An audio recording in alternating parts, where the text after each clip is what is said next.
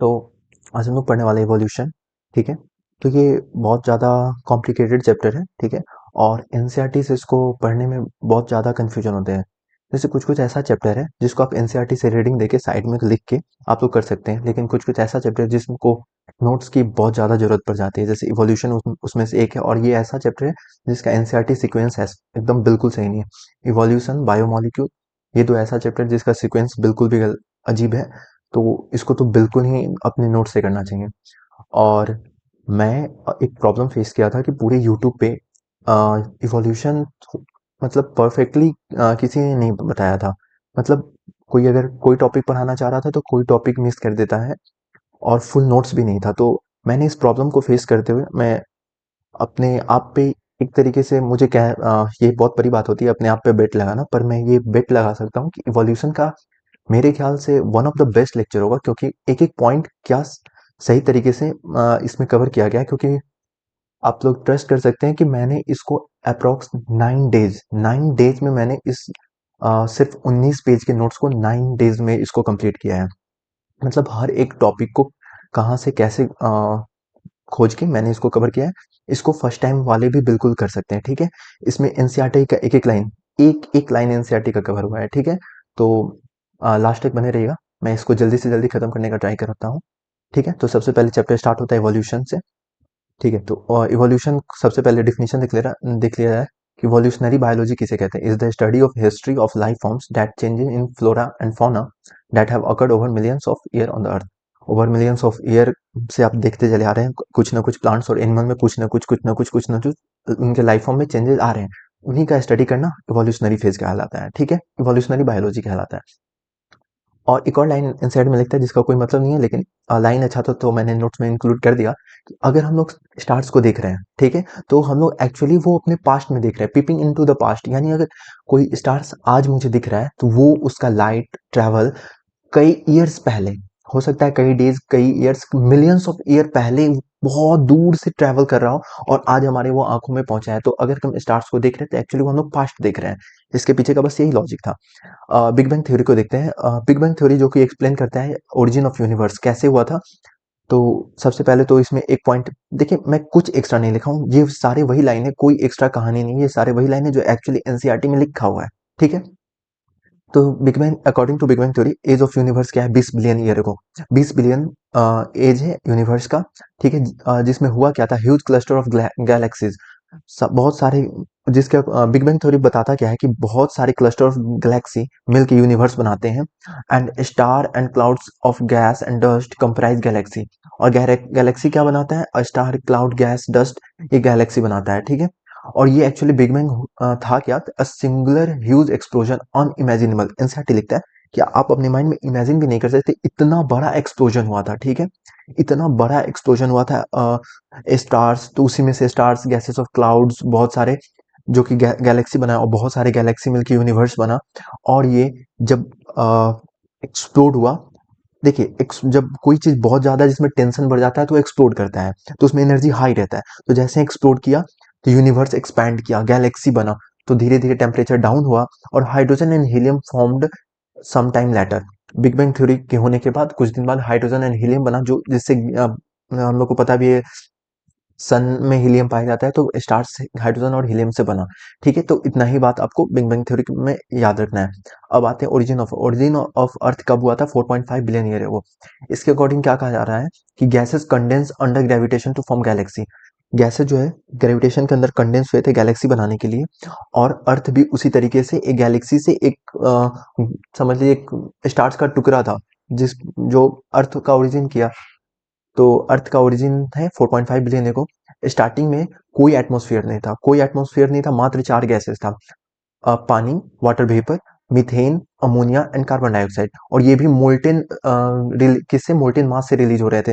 क्योंकि just big bang theory हुआ था तो धीरे धीरे टेम्परेचर राइज हो रहा था, तो स्टार्टिंग में सब पिघला पिघला, पूरा अर्थ का टेम्परेचर राइज हो रहा था। मूवीज में भी आप देख होंगे कि लगातार बहुत साल तक उसके बाद फिर ठंडा हुआ, फिर लगातार बहुत साल तक बारिश हुआ। तो स्टार्टिंग में मोल्टेन जो पिघला हुआ मास था उसमें से ये सारे 4 गैस निकल रहे थे और कब सरफेस को कवर किए थे। धीरे धीरे यूवी रेज बना, यूवी रेज गिरना स्टार्ट हुआ, जिसके कारण वाटर वेपर, हाइड्रोजन गैस और O2 में टूटा। फिर O2 अमोनिया और कार्बन मीथेन के साथ, सॉरी, अमोनिया और मीथेन के साथ वाटर और कार्बन डाइऑक्साइड फॉर्म किए, ठीक है। और धीरे धीरे जैसे ही ऑक्सीजन का बनना स्टार्ट हुआ तो एक ऑक्सीजन पे फिर यूवी लाइट बना तो ओजोन बना, तो ओजोन लेयर फॉर्म होना स्टार्ट हो गया। फिर धीरे धीरे जैसे ही अर्थ कूल डाउन हुआ, वाटर वेपर, जितने भी एटमॉस्फेयर में वाटर वेपर थे, कई सालों तक बारिश हुआ और जितने भी बड़े बड़े गड्ढे थे वो भर गए, जिन्हें आज हम लोग ओशन के रूप में देखते हैं, ठीक है। एक और उसका लाइन बोलता है इसी पैराग्राफ में कि life appeared 4 billion year ago, earth 4.5, life 4 billion year ago. इसको दूसरे भाषा में ऐसे लिख सकता है कि 500 million after the earth formation, ठीक है। अब आते हैं origin of life. Origin of life में बहुत सारे लोग बहुत अलग अलग तरीके से थ्योरी दिए हैं। Unique event in the history of universe, हमारे यूनिवर्स के हिस्ट्री में सबसे इंपॉर्टेंट, सबसे यूनिक इवेंट जो है वो एक्चुअली ओरिजिन ऑफ लाइफ है। इसको डिफाइन करना कि कैसे एक्चुअली हुआ था, ये सबसे बड़ी काम हो जाता है, ठीक है। तो इसके लिए सबसे पहले आए एक early Greek thinker theory of panspermia दिए, जिसके अकॉर्डिंग क्या होता है कि early Greek thinkers thinks unit of life is sports, मतलब हर एक लाइफ एक स्पोर्ट्स, एक छोटा सा सेल की तरह मान सकते हैं कि वो उससे बना हुआ है और वो एक प्लैनेट तो दूसरे प्लैनेट पे उड़ता रहता है, उड़ उड़ के जाते रहता है, जिसमें से अर्थ भी एक वैसा प्लैनेट है जिसपे स्पोर्ट्स बाहर से कहीं, sports were transferred to a different planet including earth. बहुत सारे पे जा रहे थे तो अर्थ पे भी आ गए, और वो लोग सारे हम लोग जो है स्पोर्ट्स से जन्मे हुए हैं। ये किसका फेवरेट है, अभी भी still favourite ideas for some astronomers. इसको आप लोग हाईलाइट कर सकते हैं कि है तो थोड़ा बकवास, लेकिन अभी भी कुछ लोग इस पे यकीन करते हैं कि हाँ हो सकता है कि ये ऐसा ही कुछ हुआ हो, इसलिए, ठीक है। ठीक है। Theory of spontaneous generation, 1 second.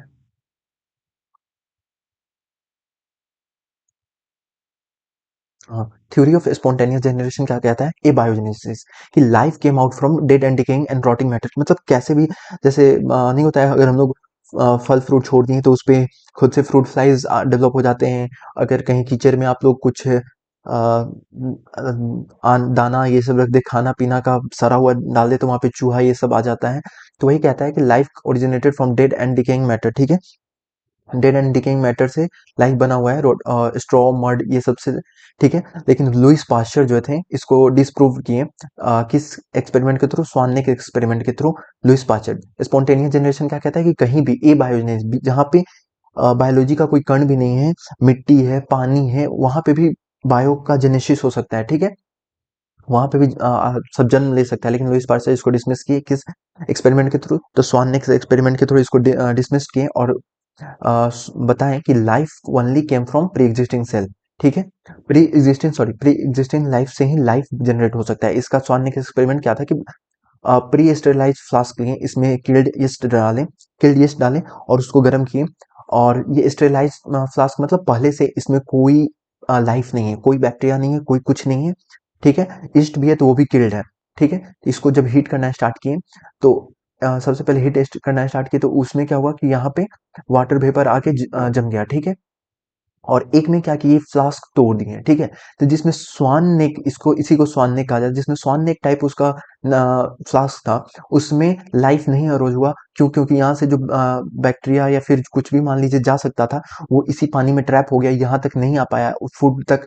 यही फूड सोर्स था ना, यहाँ पे ईस्ट मारा हुआ है तो यही फूड सोर्स है, तो यहाँ पे नहीं, यहाँ तक नहीं पहुंच पाया, वाटर वेपर में ट्रैप हो गया, तो लाइफ यहाँ पे नहीं अरोज हुआ। लेकिन यहाँ पे खुले में फ्लास्क ओपन टू एयर था, तो यहाँ पे लाइफ अरोज हो गया।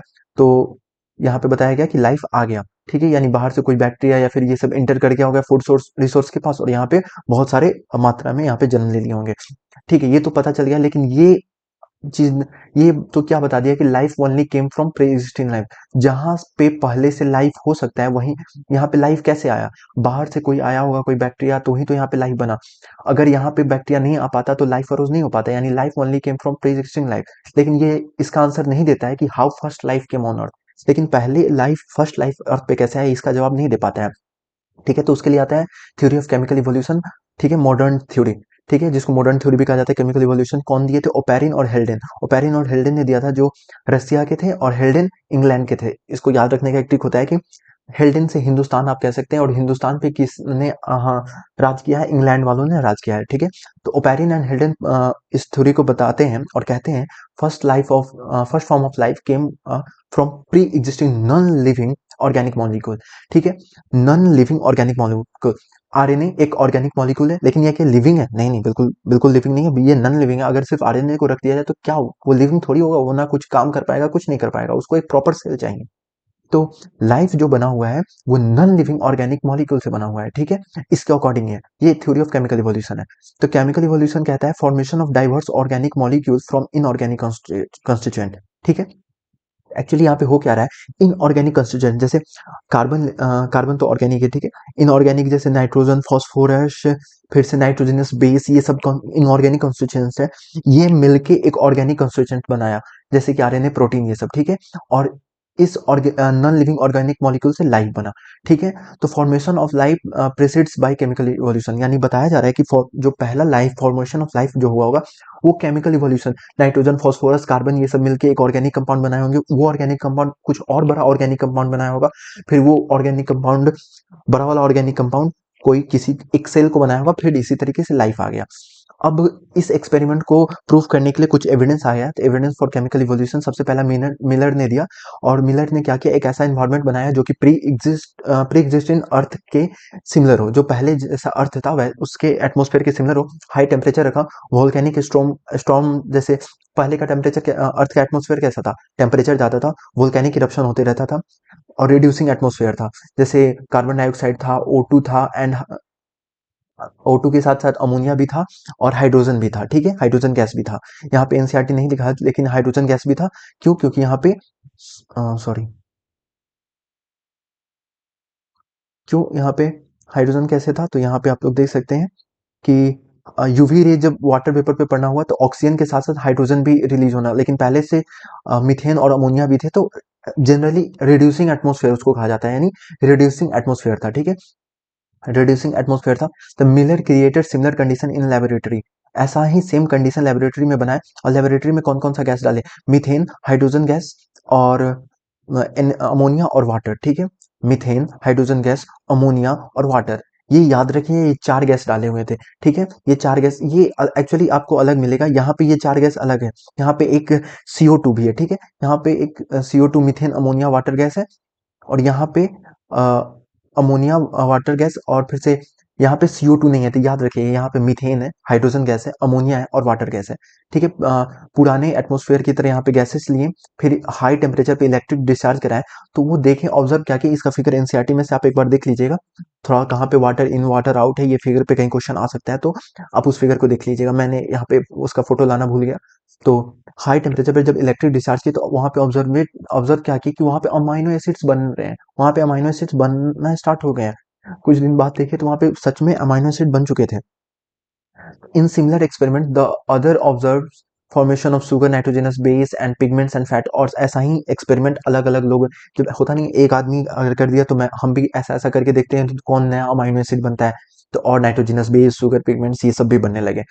और एक और एविडेंस है जो कि बताता है कि केमिकल इवोल्यूशन ही सच है, कि meteorite content, analysis of meteorite content revealed similar compound, जो अर्थ पे बहुत सारा मेटोराइड्स जो गिरता है उसका कंटेंट जब देखा गया तो उसमें भी सिमिलर कंपाउंड्स पाए गए, वैसा ही अमाइनो एसिड, नाइट्रोजनस बेस, ये सब पाया गया। तो इंडिकेट क्या करता है, similar process occur elsewhere in space, यानी ऐसा सेम प्रोसेस कहीं और भी हो रहा है स्पेस में, ठीक है। तो अभी तक आपको चार डेट याद रखना है कि यूनिवर्स का ओरिजिन 20 मिलियन ईयर को, अर्थ का 4.5, लाइफ अपीयर्ड 4 बिलियन ईयर को, और non cellular life form 3 billion. साथ में मैं चाह रहा हूँ कि कुछ कुछ डेट आपको याद भी होता रहे, लास्ट में मैं आपको एक बहुत सही शॉर्टकट भी देने वाला हूँ, ठीक है। तो प्लीज वीडियो को लास्ट तक देखिएगा, लास्ट वाला जो शॉर्टकट होगा बहुत सही होगा। मैं स्टार्टिंग में बताना भूल गया, बहुत लोगों को तो अब तो लेक्चर भी छोड़ के जा चुके होंगे, लेकिन आप लोग बने रहिएगा क्योंकि लास्ट में एक सही सा ट्रिक भी है, ठीक है। और थ्योरी ऑफ स्पेशल क्रिएशन, ठीक है। अब आते हैं, हम लोग कौन कौन केमिकल इवोल्यूशन देख लिए हैं, अब आते हैं थ्योरी ऑफ स्पेशल क्रिएशन।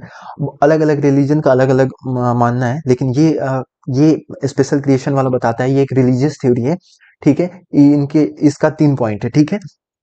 इसका 3 पॉइंट है। फर्स्ट पॉइंट क्या कहता है कि ऑल लिविंग ऑर्गेनिज्म जो आज हम लोग देख रहे हैं एज सच, मतलब इसी तरीके से पहले भी थे, आज से 100 साल बाद, 1000 साल बाद ऐसा ही ऑर्गेनिज्म आज भी चलते आ रहे हैं, मतलब कोई चेंजिंग नहीं हुआ है। Diversity was always same since creation, दुनिया के बनने से बनने वक्त दुनिया के बनने के बाद और आज तक कोई डाइवर्सिटी नहीं हुआ है, एकदम सेम डाइवर्स जैसा पहले था वैसा ही आज है, यानी डाइवर्सिटी भी कुछ कोई डाइवर्सिटी में चेंज नहीं आया है, एकदम सेम डाइवर्सिटी है।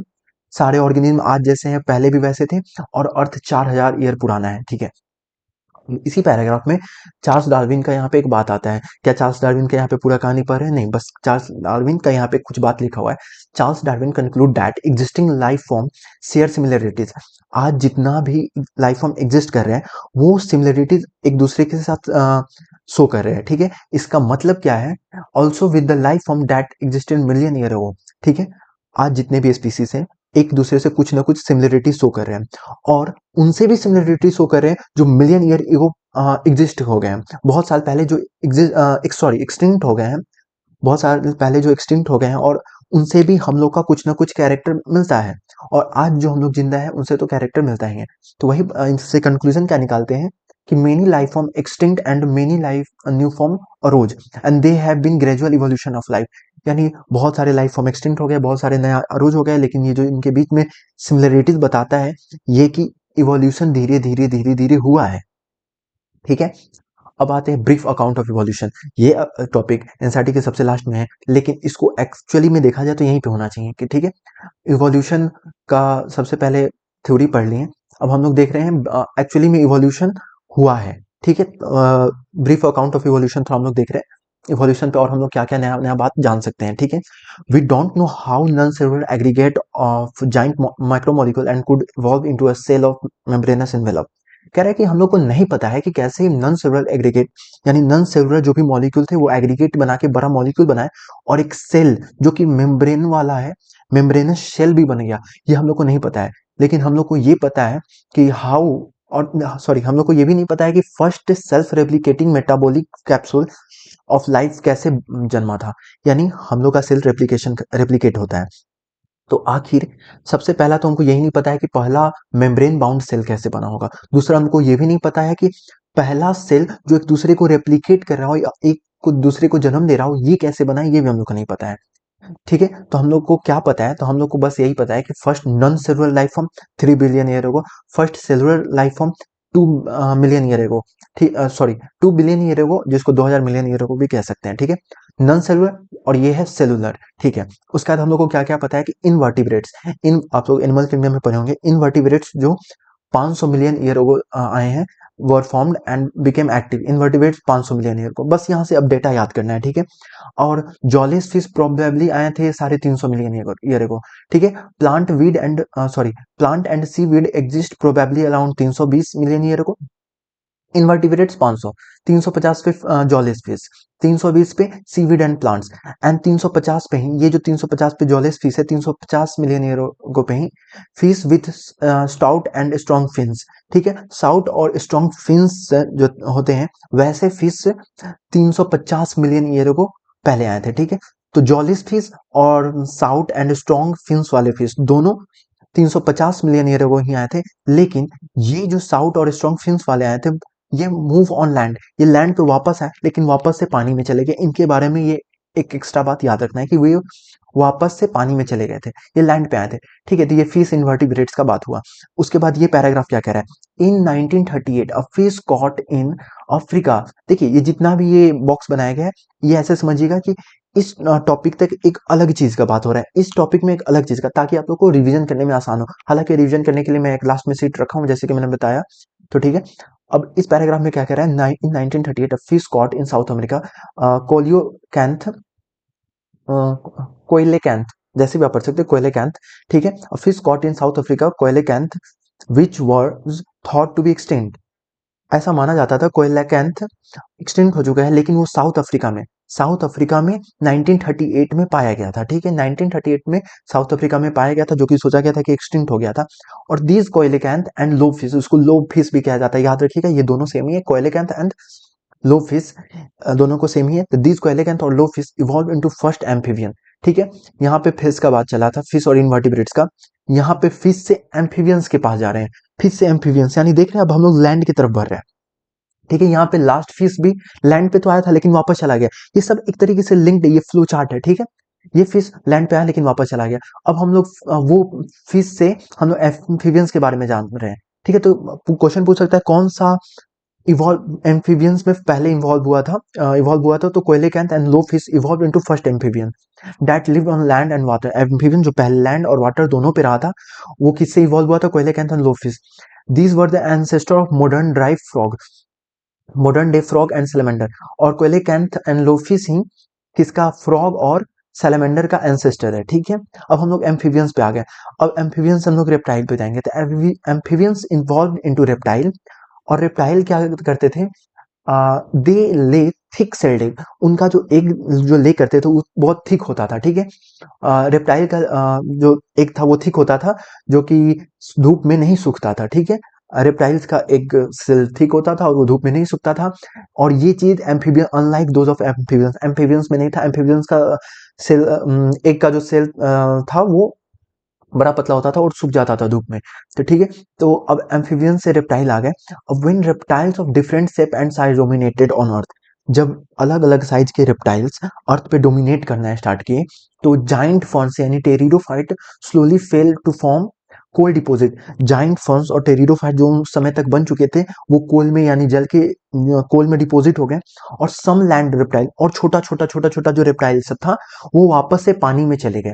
इसका एक एग्जाम्पल है इस्थायोसोरस। इस्थायोसोरस जो कि 200 मिलियन ईयर वो पहले एग्जिस्ट करता था, ये एक रेप्टाइल था। लेकिन जो बड़े साइज का रेप्टाइल जो अर्थ पे डोमिनेट किए, तो ये रेप्टाइल वापस से पानी में चला गया और इवॉल्व फिश में कर गया।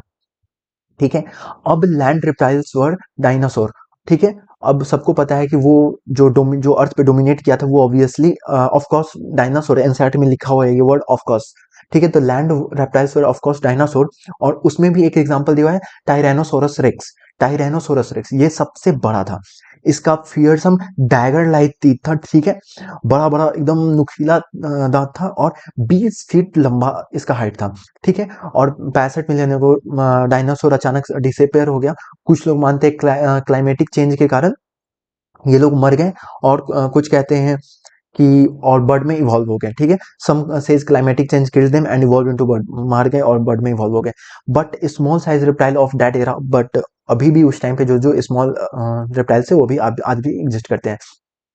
और मैमल, अब रिप्टाइल से बात आते हैं हम लोग मैमल पे। ठीक है, मैमल पे आते हैं, तो मैमल पे एक्चुअली बर्ड का कोई बात नहीं हुआ है, लेकिन आप यहाँ पे लिंक कर सकते हैं कि रेप्टाइल से ही बर्ड बना है। ठीक है, इवॉल्व इनटू बर्ड।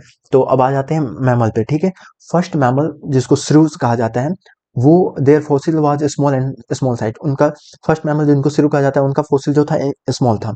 वो भी पैरस थे। ठीक है, intelligent in sensing and avoiding danger at least, वो डेंजर को सेंस कर सकते थे। और वो जितना जितना ज्यादा चाहते थे कि डेंजर को अवॉइड करे, बचना चाहते थे, वो इंटेलिजेंट हो गए थे। ठीक है, और व्हेन रेप्टाइल केम डाउन, जब रेप्टाइल का समय 65 मिलियन ईयर को जब डायनासोर हट गया, रेप्टाइल खत्म हो गया, when reptile came down, mammals took over the earth. Early reptile का एक फ्लो चार्ट दिया हुआ है एनसीईआरटी में, जिसमें मैमल्स, क्रोकोडाइल, बर्ड, डायनासोर कैसे इवॉल्व हुआ था इसका फिगर दिया हुआ है। द अर्ली रेप्टाइल सौरोपसिड, उससे थीकोडॉन, थीकोडॉन से ही डायनासोर, और थीकोडॉन से ही क्रोकोडाइल और बर्ड बना था। ठीक है, और अर्ली रेप्टाइल से ही साइनेप्सिड, प्लेकोसोरस और थेराप्सिड एंड मैमल बना था। ठीक है, तो आप इसको याद कैसे कर सकते हैं? जैसे थीकोडॉन, ठीक है, तो सबसे थिक, एकदम आप ऐसे याद रख सकते हैं। 100, सौरोपसिड से क्या याद रख सकते हैं? 100, 100 थिक डाइन, 100 थिक डाइन ऐसे बोला जाता है ना, डाइन वो जो चुड़ैल लोग होती है, 100 थिक डाइन। ठीक है, सौरोपसिड, थीकोडॉन से डायनासोरस, और उसी से क्रोकोडाइल और बर्ड बना था। और साइनेप्सिड याद रखिएगा, साइनेप्स वाला एक प्रोसेस जो होता है हम लोग अपने ब्रेन में पढ़ते हैं, तो साइनेप्सिस और पीटीएम। ठीक है, प्लेकोसोरस, थेराप्सिड एंड मैमल, थेराप्सिड एंड थीकोडॉन में आप कंफ्यूज हो सकते थे, तो याद रखिएगा थीकोडॉन, थिक वाला, 100 थिक डाइन, 100 मोटी मोटी डाइन है यहाँ पे। ठीक है, और पेलाइकोसोरस और थेरेप्सिड एंड मैमल। ठीक है, याद रखिएगा कि मैमल और क्रोकोडाइल और डायनासोर बर्ड कैसे इवॉल्व हुए। अब आ जाते हैं एविडेंसेस ऑफ इवोल्यूशन। सबसे पहले पैलेंटोलॉजिकल एविडेंसेस। पैलेंटोलॉजी मतलब फोसिल का स्टडी करना, पैलेंटोलॉजी कहा कहलाता है।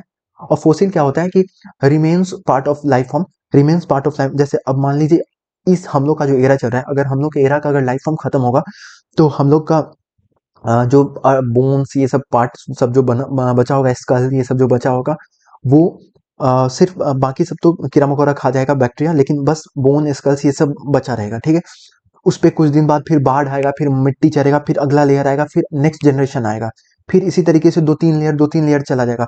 तो उसी को कहते हैं फॉसिल। वो पार्ट होता है जो हम लोग का बॉडी का सबसे हार्ड पार्ट, जो कि रॉक में पाया जाता है। आज अगर हम लोग रॉक देख रहे हैं तो उसके ऊपर बहुत सारा मिट्टी का डिपोजिशन हो गया हो, जो बहुत साल पहले ही सबसे ऊपर पाया जा सकता था, वो आज बहुत नीचे पाया गया, और उसको फॉसिल हम लोग कहते हैं। रॉक फ्रॉम सेडिमेंट यानी layer during long history of earth. Uh, बताया जा रहा है कि रॉक जो है लेयर की तरफ फॉर्म हो जाते हैं हम लोग के अर्थ के बहुत पहले से। अर्थ का जैसे हिस्ट्री में हम लोग देखेंगे तो हर बार रॉक जो है लेयर में पाया जाता है, मतलब कुछ ना नेचुरल क्लाइमेटिक से आके मिट्टी के ऊपर मिट्टी के ऊपर मिट्टी बन के रॉक हो जाता है। तो डिफरेंट एज रॉक, हम जैसे कि मैंने बताया कि एक एक लेयर आएगा, फिर दूसरा लेयर आएगा, तो वो हम एज भी तो बताएगा। अगर 3 लेयर हो रहा है तो, और मान लीजिए अगर 3 लेयर पाया जा रहा है, एक रॉक के ऊपर 3 लेयर पाया जा रहा है, ठीक है, मिट्टी का, तो हम लोग उससे क्या समझ सकते हैं। और मान लीजिए एक लेयर 100 साल में बना, तो 3 लेयर पाया जा रहा है, यानी पता चल गया ना, 100 साल और इंटू 3 लेयर यानी 300 साल बीत चुका है। तो different age rock sediment content fossil of different life form. अलग अलग टाइम पे वो जो जैसे इस एरिया, हम लोग के एरिया में अगर आदमी रहता है तो आदमी का फॉसिल मरा, फॉसिल पे मिट्टी चढ़ गया। अब मान लीजिए आदमी के बाद सिर्फ और सिर्फ कुत्ता बिल्ली का एरा आ जाए, तो कुत्ता बिल्ली जब मरेगा तो उसके बाद ऊपर कुत्ता बिल्ली का फॉसिल डिपॉजिट होगा, उसके ऊपर दूसरे एरा का, इस तरीके से होगा। तो who probably died during the formation of that particular segment. वो पार्टिकुलर सेगमेंट बनने के वक्त जो जो आदमी मर गया है उस तरीके से फॉसिल पाया जाता है, ठीक है। अलग अलग उसका एज होता है रॉक का, ठीक है। जियोलॉजिकल हिस्ट्री, और इससे एक इंपॉर्टेंट लाइन निकलता है, जैसे हर एक इंपॉर्टेंट लाइन जो कि स्टेटमेंट बेस्ड बन सकता है। जियोलॉजिकल हिस्ट्री ऑफ अर्थ, अर्थ का जो हम लोग जियोलॉजिकल सरफेस हिस्ट्री हम बता रहे हैं, फॉसिल इस सब का, वो को relate with biological history. Evolution के हिस्ट्री से भी, बायोलॉजी की हिस्ट्री से भी वो को रिलेट कर रहा है। Age of fossil are radioactive dating से एज ऑफ फॉसिल का एज निकाला जा सकता है, सबको पता है। कार्बन डेटिंग भी होता है। अब आता है एम्ब्रियोलॉजिकल सपोर्ट। एम्ब्रियोलॉजिकल सपोर्ट क्या कहता है कि certain feature of embryonic stage are common to all vertebrate that are absent in adult. सबसे पहले इसका एग्जांपल देखते हैं। The embryos of all vertebrate, including human, developed a row of vestigial gill slit just behind the head. Head के पीछे देखा गया। ये सबसे पहले दिए कौन थे? अर्नस्ट हैकल। अर्नस्ट हैकल ने embryological support, E for embryological support, E for Ernst Haeckel ने सबसे पहले इसको दिया था। अर्नस्ट हैकल ने बताया था कि एडल्ट्स मतलब सारे वर्टिब्रेट्स में जो का एम्ब्रियोनिक स्टेज जो है, सारे वर्टिब्रेट्स का एम्ब्रियोनिक स्टेज जो है, उसमें एक चीज कॉमन है कि सब में वेस्टिजियल गिल स्लिट पाया जाता है हेड के पीछे, वेस्टिजियल गिल स्लिट। बट ये सिर्फ फिश में ही फंक्शनल है, इसीलिए एडल्ट आते आते ये एक्सटिंक्ट हो जाता है, ये गैप हो जाता है, क्योंकि ये वेस्टिजियल बन जाता है, ठीक है। लेकिन ये बात को डिस्प्रूव किए थे कार्ल अर्नस्ट वॉन वेयर, ठीक है। Embryological support E for Ernst Mayr, Ernst Haeckel और अर्नस्ट वॉन वेयर ही दिए थे, इसको डिस्प्रूव किए थे कि, और स्टेटमेंट क्या दिए थे, embryos never pass through the adult stage of other animal. Fish का एडल्ट स्टेज में गिल स्लिट पाया जाता है, तो वही कहा जा रहा है कि एडल्ट स्टेज ऑफ, कि embryo never pass through the adult stage of other animal को यहाँ पे क्या कहा गया, फिश, यानी फिश के एडल्ट स्टेज को कोई एम्ब्रोयो पास नहीं करेगा। लेकिन आप जनरल, हम समझाने के लिए फिश का एग्जांपल ही, आप ये जनरल लाइन ही याद रखिएगा, ठीक है। तो इनके बाद को क्या कहा गया कि वो एम्ब्रोयो में, आदमी के जो एम्ब्रोयो में जो गिल स्लिट लाइक स्ट्रक्चर था, वो कुछ और देख लिए होंगे, उनके उनके साथ मिसकंसेप्शन हो गया होगा, ठीक है। तो अर्नस्ट हैकल ने दिया था और अर्नस्ट वॉन वेयर ने उसको डिस्प्रूव किया, evidences of comparative morphology and anatomy. ये सबसे क्या कहा जाता है, सबसे ये टफ है पार्ट, जिसको लोगों को बहुत ज्यादा कंफ्यूजन होता है इसको पढ़ने में, ठीक है। तो एक सेकेंड बस, कौन सा, हाँ। तो इसको बहुत ज़्यादा कन्फ्यूजन होता है ये टॉपिक, और इसको मैं बहुत सही से खत्म करने का ट्राई कर रहा हूँ। एविडेंसेस फ्रॉम कंपैरेटिव एंड, अब हम लोग देखिए क्या पढ़ रहे हैं, हम लोग एविडेंस पढ़ रहे हैं कि हाँ इवोल्यूशन होता है, हो रहा है और होता था, ये एविडेंसेस पढ़ रहे हैं, ठीक है। तो हम लोग अभी जस्ट हम लोग एम्ब्रियोलॉजिकल, फिर से फॉसिल, ये सब पढ़ के आए हैं। अब आते हैं तीसरा नंबर पे, evidences comparative morphology and anatomy को। देखिए, similarity and differences are found among organism of today and those existed year ago, ठीक है। अगर डायनासोर रेप्टाइल था, ठीक है, तो उसके से बहुत सारा फीचर जो बहुत पहले एग्जिस्ट कर रहा था, उससे सिमिलरिटी और डिफरेंसेस हर ऑर्गेनिज्म में आज भी पाया जाता है, ठीक है। भले ही आज जो हैं और जो बीत गए, जो नहीं है, बहुत पहले एग्जिस्ट करते थे, उन सब के बीच में कुछ ना कुछ सिमिलरिटी एंड डिफरेंसेस पाया जाता है। देखिए नोट्स को ऐसे मैंने डिजाइन किया कि एक बार आप बस मेरे से सुन ले कि कहाँ क्या लिखा हुआ है, क्योंकि किसी का नोट्स वो कोई दूसरा आदमी पहली बार में नहीं पढ़ सकता है, क्योंकि कुछ बात का कहाँ क्या मतलब होता है वो एक पहली बार में वो आदमी ही बता सकता है। तो मेरे से आप एक बार ये बात समझ लीजिए, फिर आप लोग इस नोट्स को एक बार बस खुद से पढ़ भी लीजिएगा तो हर एक लाइन, मैंने इसको शॉर्ट नोट्स की तरह नहीं, ये पूरा लॉन्ग नोट्स, यानी हर एक आदमी इसको पढ़ के समझ सकता है, ठीक है। तो कहा जा रहा है कि सिमिलरिटी और डिफरेंसेस सारे ऑर्गेनिज्म में पाए जाते हैं, such similarities can be interpreted to understand whether the common ancestor और नॉट। अब देखिए सिमिलरिटी एंड डिफरेंसेस हर ऑर्गेनिज्म के बीच में पाया जा रहा है, लेकिन उसके बीच में जो सिमिलरिटी है उस चीज पे हम लोग गौर करके हम लोग उसके कॉमन एंसेस्टर का तो पता लगा सकते हैं ना। अब चलिए, अब इसके लिए आते हैं होमोलोगस स्ट्रक्चर, ठीक है। होमोलोगस स्ट्रक्चर कहने का क्या मतलब हुआ? होमोलोगस स्ट्रक्चर कहने का, यहां से सबसे पहले आप क्या इंटरप्रेट करेंगे? होमोलोगस स्ट्रक्चर से, सॉरी, होमोलोगस स्ट्रक्चर से आपको कॉमन एंसेस्ट्री पे अभी नहीं जाना है, आपको पहले जाना है होमोलोगस स्ट्रक्चर का। जैसे आप एग्जाम में बैठे और होमोलोगस स्ट्रक्चर का बात आ गई तो आप कैसे कोरिलेट करेंगे? होमोलोगस स्ट्रक्चर मतलब एक जैसा स्ट्रक्चर, यानी एनाटोमिकल स्ट्रक्चर उसका सेम है। अगर एनाटोमिकल स्ट्रक्चर, होमोलोगस स्ट्रक्चर मतलब एक जैसा स्ट्रक्चर, एक जैसा स्ट्रक्चर मतलब एनाटोमिकल स्ट्रक्चर उसका सेम है। एनाटोमिकल स्ट्रक्चर अगर सेम है यानी कॉमन एंसेस्ट्री है। अगर एनाटोमिकल स्ट्रक्चर है तो कॉमन एंसेस्ट्री है, और कॉमन एंसेस्ट्री होने के बाद वो अगर डिफरेंट फंक्शन कर रहा है, वो अगर डिफरेंट फंक्शन कर रहा है ड्यू टू एडेप्टेशन, अपने अपने नीड के कारण अडेप्ट हो गया है और डिफरेंट फंक्शन कर रहा है, तो वो होमोलोगस स्ट्रक्चर है, ठीक है। ये भी कॉमन एंसेस्ट्री बता रहा है और एक तरीके से इविडेंस है। और होमोलोगस स्ट्रक्चर को ही डाइवर्जेंट इवोल्यूशन कहते हैं, और एक डाइवर्जेंट इवोल्यूशन का एग्जांपल बन जाता है कैसे कि सबका होमोलोगस स्ट्रक्चर था, यानी एनाटॉमिकल स्ट्रक्चर सेम था, यानी कॉमन ओरिजिन था, लेकिन वो अलग अलग डिफरेंट डायरेक्शन में डिफरेंट फंक्शन करने चले गए, अपने अपने नीड और के अनुसार अडेप्ट हो गए। तो एक पॉइंट से रेज अलग अलग डाइवर्ट होते हुए दिख रहा है, इसीलिए डाइवर्जेंट इवोल्यूशन इसको कहते हैं। एग्जाम्पल 3 है, फॉरलिम्स ऑफ व्हेल, बैट, चीता, ह्यूमन। ये सारे के सारे मैमल है, सारे के सारे मैमल है, यानी कॉमन ओरिजिन है, सब मैमल से निकले हुए हैं। लेकिन व्हेल उसको स्विमिंग के लिए, बैट उसको उड़ने के लिए, चीता उसको दौड़ने के लिए, ह्यूमन हम लोग दौड़ने काम उम करने के लिए सबके लिए यूज करते हैं। सबका कॉमन ओरिजिन है, लेकिन सबका अलग अलग डाइवर्ज हो गया अपने अपनी नीड और एडेप्टेशन के अकॉर्डिंग।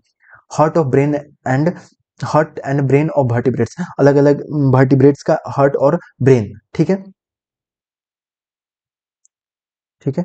तो heart and brain of vertebrates, जितने भी वर्टिब्रेट्स है उसका हार्ट और ब्रेन, ये भी होमोलोगस स्ट्रक्चर को क्या कहा जाता है, शो करता है, ठीक है। Thorn of bougainvillea and tendril of cucurbita, ये सारे modification of axillary bud of stem, stem का जो एक्सिलरी बर्ड होता है उसके मॉडिफिकेशन है। Thorn of bougainvillea and citrus bougainvillea and citrus and tendril of cucurbita, आप लोग मॉर्फोलॉजी में पढ़े होंगे। Thorn of bougainvillea and tendril of cucurbita, ठीक है, यानी कुकुम्बर का फैमिली, ठीक है। अब एडेप्टिव रेडिएशन जो मोस्ट कंफ्यूजन टॉपिक है इस चैप्टर का, एडेप्टिव रेडिएशन एक्चुअली होता क्या है, इसको आप डाइवर्जेंट इवोल्यूशन के कन्वर्जेंट इक्वल मानिए, ठीक है, डाइवर्जेंट इवोल्यूशन के अप्रोक्स मानिए। Adaptive radiation, adaptive radiation actually में होता क्या है, the process of evolution of different species in a geographical area, ठीक है, किसी भी जियोग्राफिकल एरिया में evolution of species starting from a point, ठीक है, and literally radiating to other areas of geography, ठीक है, एक गिवन जियोग्राफिकल एरिया से, ठीक है। अब आपको समझना है इवोल्यूशन ऑफ डिफरेंट स्पीसीज, ठीक है, evolution of different species to other area, ठीक है, अदर जियोग्राफिकल एरिया, ठीक है, एक गिवन जियोग्राफिकल एरिया से, ठीक है, एक जियोग्राफिकल एरिया से वहां से डिफरेंट सारे बहुत सारे स्पीसीज का इवोल्यूशन होना, बहुत सारे स्पीसीज का इवोल्यूशन होना, ठीक है, evolution of different species in a, ठीक है, यहाँ से बहुत सारे स्पीसीज इवॉल्व होके अलग अलग एरिया, अलग अलग हैबिटेट के अकॉर्डिंग वो इवॉल्व हो रहे हैं। एक जियोग्राफिकल एरिया में जितने भी स्पीसीज हैं वो अलग अलग एरिया, अलग अलग हैबिटेट के कारण, अलग अलग हैबिटेट के कारण, ये टॉपिक समझिएगा, अलग अलग हैबिटेट के कारण वो क्या कर रहे हैं, वो अपना अंदर इवोल्यूशन शो कर रहे हैं, ठीक है। आप इसको गौर से पढ़िएगा, evolution of different different species, अलग अलग स्पीसीज का इवोल्यूशन एक जियोग्राफिकल एरिया में अलग अलग एरिया के अकॉर्डिंग, अलग अलग हैबिटेट के अकॉर्डिंग इवोल्यूशन करना, वही डाइवर्जेंट इवोल्यूशन है। इसका एग्जांपल जो एनसीईआरटी में दिया हुआ है, मार्सुपियल रेडिएशन, ठीक है, मार्सुपियल रेडिएशन एक एडेप्टिव रेडिएशन है, ठीक है। तो ये जैसे ऑस्ट्रेलिया में था, ठीक है, ऑस्ट्रेलिया में एक स्पीसीज था, ठीक है, उसके अंदर अलग अलग वो जगह पे जाने के कारण अपने अंदर कुछ ना कुछ एडेप्टेशन कर लिए, ठीक है, नए नए जियोग्राफिकल एरिया में जाने पे अपने अंदर कुछ इवोल्यूशन अडेप्टेशन कर लिए तो अलग अलग स्पीसीज बन गए, ठीक है। तो वही कहा जा रहा है, जिसका एक बेस्ट एग्जांपल है, small black bird of Darwin finches evolved themselves from original seed eating to feature to insectivorous and vegetarian finches, ठीक है। और ये गैलापागोस आइलैंड पे हुआ था by altering their beak shape, ठीक है। बीक, देखिए एक पेड़ पे, मान लीजिए एक पेड़ पे इस बहुत सारे ब्लैक बर्ड थे, ठीक है। वो सारे लोगों को खाने में दिक्कत होता था, ठीक है, खाने में दिक्कत होता था। वो क्या किए, एक ही स्पीसीज से खाने में दिक्कत हुआ तो अपने आप के बीक शेप को चेंज करने वो लोग लगे, ठीक है, कि हम इंसेक्ट खाएंगे, तुम वेजिटेरियन फिर कुछ वेजिटेरियन बन गए, कुछ सीड, एक्चुअली ओरिजिनल जो थे वो सीड ईटिंग थे, उससे इंसेक्टिवोरस, वेजिटेरियन, ये सब अपने अपने बीक का शेप चेंज कर लिए। तो एक्चुअली क्या हुआ, एक स्पीसीज से अलग अलग स्पीसीज का बनना, ठीक है, अलग अलग एडेप्टेशन के कारण, ठीक है। तो एक पॉइंट से, कॉमन ओरिजिन से ही ना सब डाइवर्स हो रहे हैं, तो इसीलिए इसी को एडेप्टिव रेडिएशन कहते हैं, क्योंकि चूंकि एक कॉमन ओरिजिन से ये रेडिएट कर रहे हैं, और रेडिएट क्यों कर रहे हैं, एडेप्टेशन के कारण, अलग अलग हैबिटेट के एडेप्टेशन के कारण, इसीलिए एडेप्टिव रेडिएशन इसको कहा गया, जो डाइवर्जेंट इवोल्यूशन के सिमिलर है, ठीक है। ब्लैक बर्ड यानी डार्विन फिंचेज का एग्जांपल हो गया। Australian marsupial evolve from ancestral stock, एक एंसेस्ट्रल स्टॉक से नंबर ऑफ मार्सुपियल बने, ठीक है, अलग अलग टाइप के मार्सुपियल बने, और different from each other, each different, हर एक दूसरे से अलग थे। समझ रहे हो भाई, अपने एडेप्टेशन और अलग अलग हैबिट, अपने जरूरत के हिसाब से अलग अलग मार्सुपियल में वो लोग डिवाइड हो गए, एक ही एंसेस्ट्रल स्टॉक से, जिसको एडेप्टिव रेडिएशन कहते हैं, ठीक है। प्लेसेंटल मैमल भी एडेप्टिव रेडिएशन का एग्जांपल है, ठीक है। कंफ्यूज मत होइएगा, बहुत बड़ा मैंने लाइन बोला कि प्लेसेंटल मैमल भी एडेप्टिव रेडिएशन का ही एग्जांपल है। लेकिन अब आते हैं, वो कन्वर्जेंस में दिया हुआ है, लेकिन मैं उसको कंक्लूड करूंगा, ठीक है। अब आते हैं एनालोगस स्ट्रक्चर, ठीक है। एनालोगस स्ट्रक्चर में आते हैं, इसमें क्या है, एनालोगस मतलब अलग अलग एनाटोमिकल स्ट्रक्चर, ठीक है, अलग अलग एनाटोमिकल स्ट्रक्चर सोच को डिफरेंट ओरिजिन, अलग अलग अगर एनाटोमिकल स्ट्रक्चर है, यानी अंदर, एनाटोमी मतलब क्या, अंदर का स्ट्रक्चर, अगर अंदर का स्ट्रक्चर अगर अलग अलग है, यानी ओरिजिन अलग है, यानी डिफरेंट एंसेस्ट्री शो कर रहा है, यानी अलग अलग ओरिजिन है, ठीक है, लेकिन एक ही फंक्शन कर रहा है due to adaptation in similar habitat, एक जगह पे रहने के कारण एक ही टाइप का एडेप्टेशन सब में हो गया। ये देखिए अलग अलग ओरिजिन है, डिफरेंट ओरिजिन, लेकिन सेम फंक्शन कर रहा है, यानी एक जगह पे कन्वर्ज हो रहा है, तो कन्वर्जेंट इवोल्यूशन हुआ। ये कब हुआ, जब अलग अलग ओरिजिन था, यानी अलग अलग इंटरनल स्ट्रक्चर, यानी एनाटोमिकल स्ट्रक्चर अलग था, है ना, लोगस स्ट्रक्चर था, यानी अलग अलग ऑर्गन था, सॉरी अलग अलग स्ट्रक्चर था, ठीक है। एग्जाम्पल है बटरफ्लाई और bird, butterfly, wings of butterfly और बर्ड, दोनों एक दूसरे से बिल्कुल एनाटॉमी में बिल्कुल डिफरेंट है, लेकिन दोनों उड़ने में काम होते हैं। Eye of octopus, octopus and mammal, octopus और मैमल का आई एनाटॉमिकल बिल्कुल डिफरेंट है, लेकिन दोनों देखने में काम आते हैं। Flippers of penguin and dolphin, flippers of penguin और डॉल्फिन दोनों एनाटॉमिकली बहुत डिफरेंट है, लेकिन दोनों को दोनों तैरने में काम आते हैं। स्वीट पोटैटो जो कि रूट का मॉडिफिकेशन, स्टेम पोटैटो, और सॉरी पोटैटो जो कि स्टेम का मॉडिफिकेशन है, लेकिन दोनों काम क्या करता है, फूड स्टोरेज का ही काम करता है, ठीक है।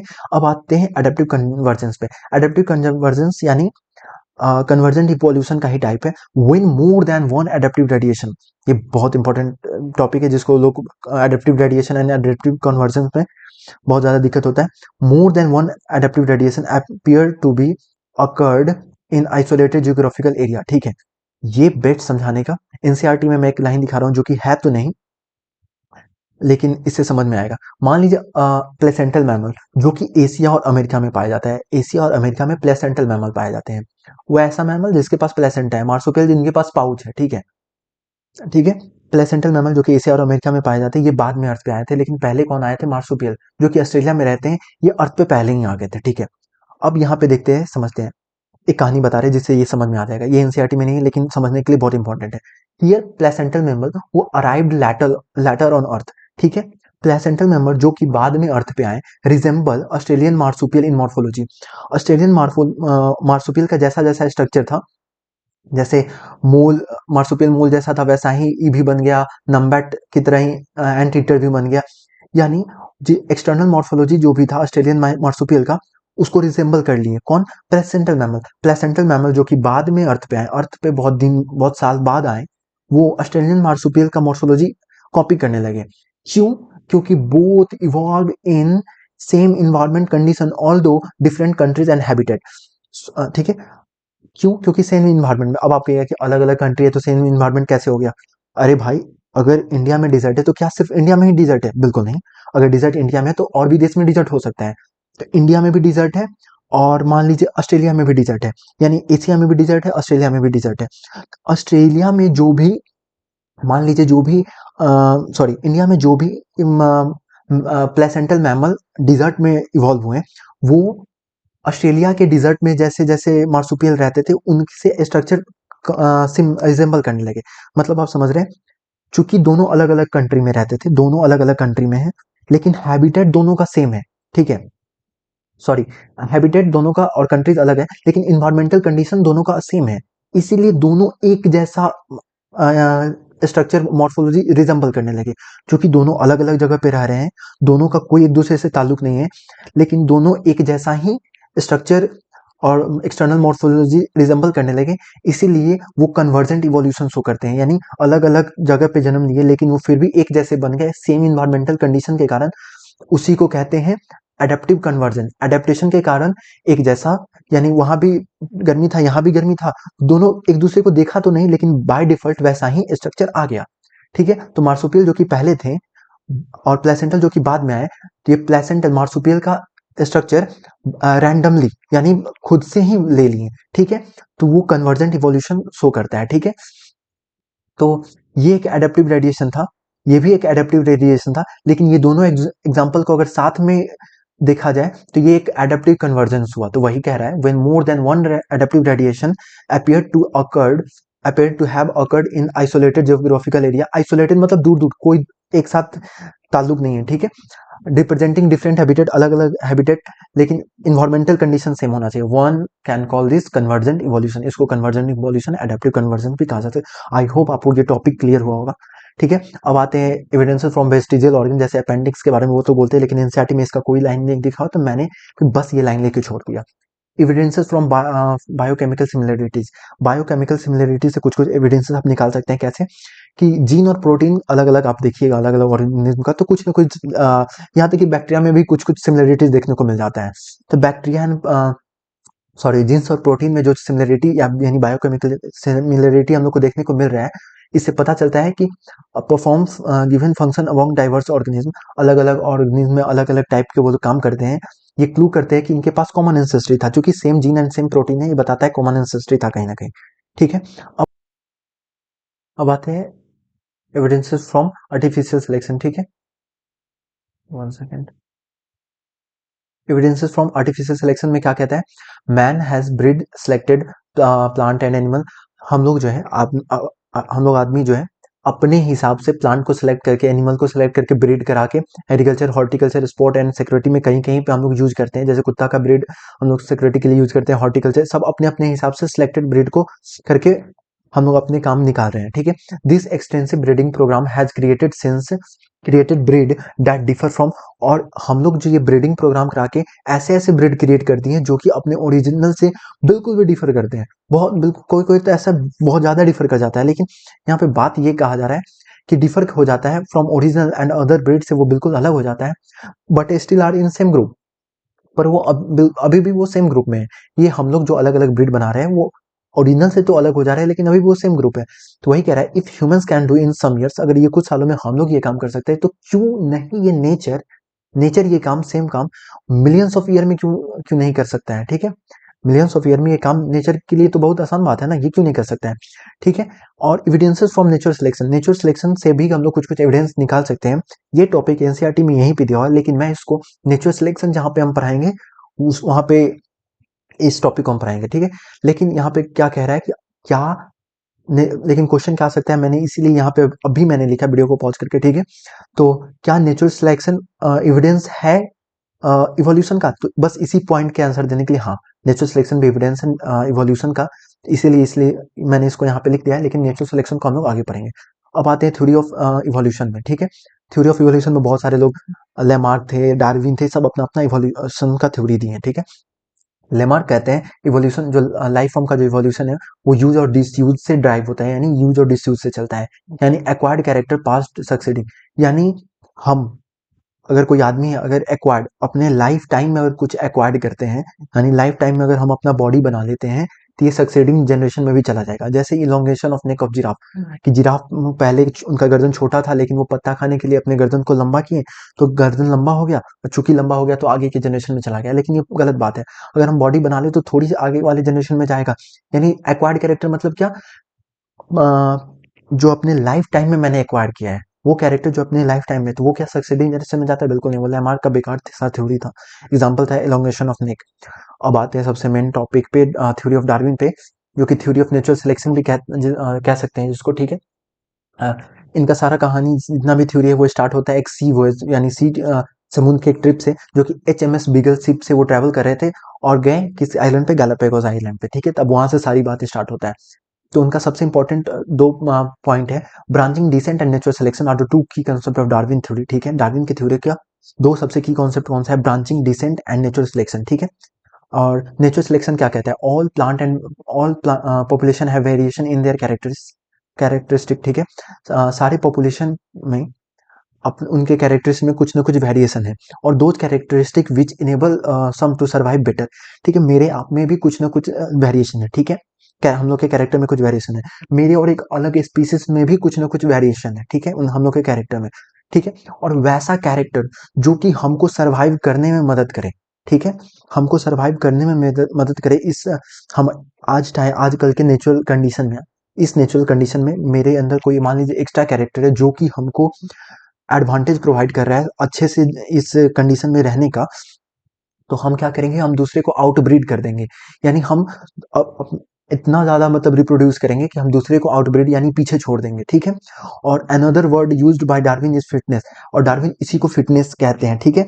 और जैसे कि fitness refer to ultimately and only to reproductive, इसका यहाँ पे फिटनेस का दूसरा कोई मतलब नहीं है कि जिम जा रहे हैं, ये कर रहे हैं, वो कर रहे हैं, उससे कोई मतलब नहीं है।